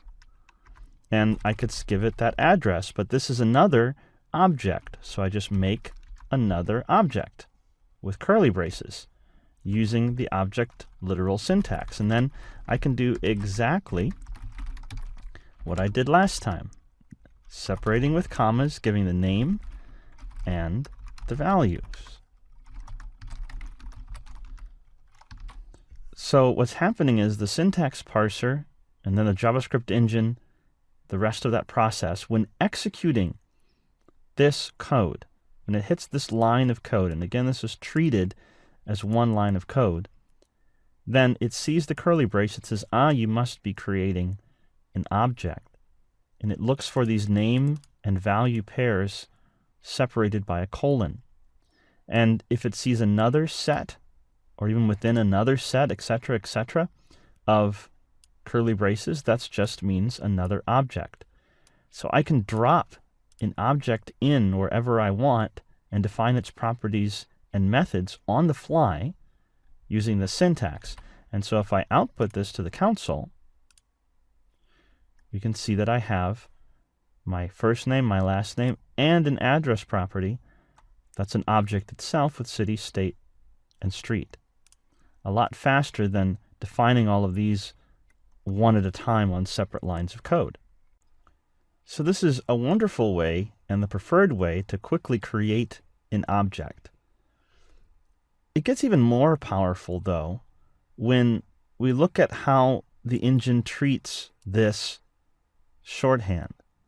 I can create an object anywhere that I can create any other variable on the fly. Just like I could pass a number to a function or a string and create it on the fly, we can create an object on the fly when passing to a function, for example. Let's show an example. Let's say I have a greet function that accepts some person object. And this person is going to be Tony right here. And let's say the greet says console.log hi plus person.firstname. So I have a function that expects an object that has a first name property. So I could call greet and pass Tony, and I should see hi Tony. And I do. So this object that was created and sitting in memory is passed to the function, and it's able to be used. But I could call the greet function and create an object on the fly. So maybe I wanted to say first name Mary, last name Doe. Notice I separated the name value pairs with a comma, and the name and value is separated with a colon, and the whole thing wrapped inside curly braces. I'll zoom in a bit on the code, just a bit, just so you can see this better. See that? And I could even use then some white space just to make my life a little bit easier when reading this. So that looks a little strange, doesn't it? Looks a little weird if you've never seen something like this before in other programming languages. But in JavaScript, I can use object literal syntax, and what's happening is the JavaScript engine sees that, oh, you're calling a function, and oh, what are you going to pass to it? Well, I just saw a curly brace, so I know you're creating an object right here at this moment of execution and passing it. It'd be no different than passing anything else, like a number or a string. You're creating that string on the fly when the function is called. And in this case, I'm creating the object on the fly. Wherever I want, I can create an object as I go. And I can use this object wherever I'd use any variable. So in this case, I should see what? Well, I'm greeting and I'm passing this Tony variable, which contains first name. And then I'm calling greet again with a different object, this one created on the fly using object literal syntax, and the first name is Mary. So what should I see in the console? two greetings. Right. Hi, Tony. Hi, Mary. See how that worked? And notice that I can mix and match this syntax. I could take this variable Tony and add a new property using the dot operator instead of an object literal, and then use an object literal to define it as some sort of object. So I'm mixing and matching my methodologies. So why does this work? Well, because remember what we said. The code that you write, the physical code you're writing, isn't what's really happening under the hood. It's being translated by the JavaScript engine into something the computer can understand. So the syntax, whether it's object literals, or you're using the dot operator, or you're saying new object, whatever's going on, it's all doing the exact same thing under the hood of the JavaScript engine. It's creating this object in memory and its properties and methods in memory, and that's it. So the syntax that I use doesn't matter because in the end, I'm actually creating the same thing. The JavaScript engine behaves the same way in both cases. So it's just a matter of what syntax would you like to use. And as it turns out, object literal syntax turns out to be really powerful. It can make for some very clean looking and easy to write code. So this is the object literal syntax, using these curly braces to define name and value pairs separated by colons. All right, let's move on. Hi, I'm Tony Elisea. If you're not interested in the rest of this 12-hour advanced JavaScript course, I completely understand. I hope you found the first 3.5 hours useful, and I wish you the best in your programming efforts. If you are interested, check out the links below for coupons or head to learnwebdev.net. And the rest of this course will build on the knowledge that we've already gained to have a clear understanding of first-class functions, callbacks, closures, immediately invoked function expressions, call, apply, bind. We'll dive into prototypal inheritance, function constructors, object.create, and the new ES6 classes. And we'll cover all of this by understanding how it's working under the hood of JavaScript engines. We'll also dive into the jQuery source code to see how we can get an open source education by taking our JavaScript knowledge and using it to read the source code of famous frameworks and libraries to see what we can learn. We'll take all this knowledge and build our own mini framework or library at the end of the course, and along the way and in bonus lectures, we'll look at the new things that are coming to the next version of JavaScript. So I hope you appreciate, as I do, that it's better not to just imitate other people's code, but to understand how things are working under the hood to make you a better developer. So, again, visit learnwebdev.net and happy coding.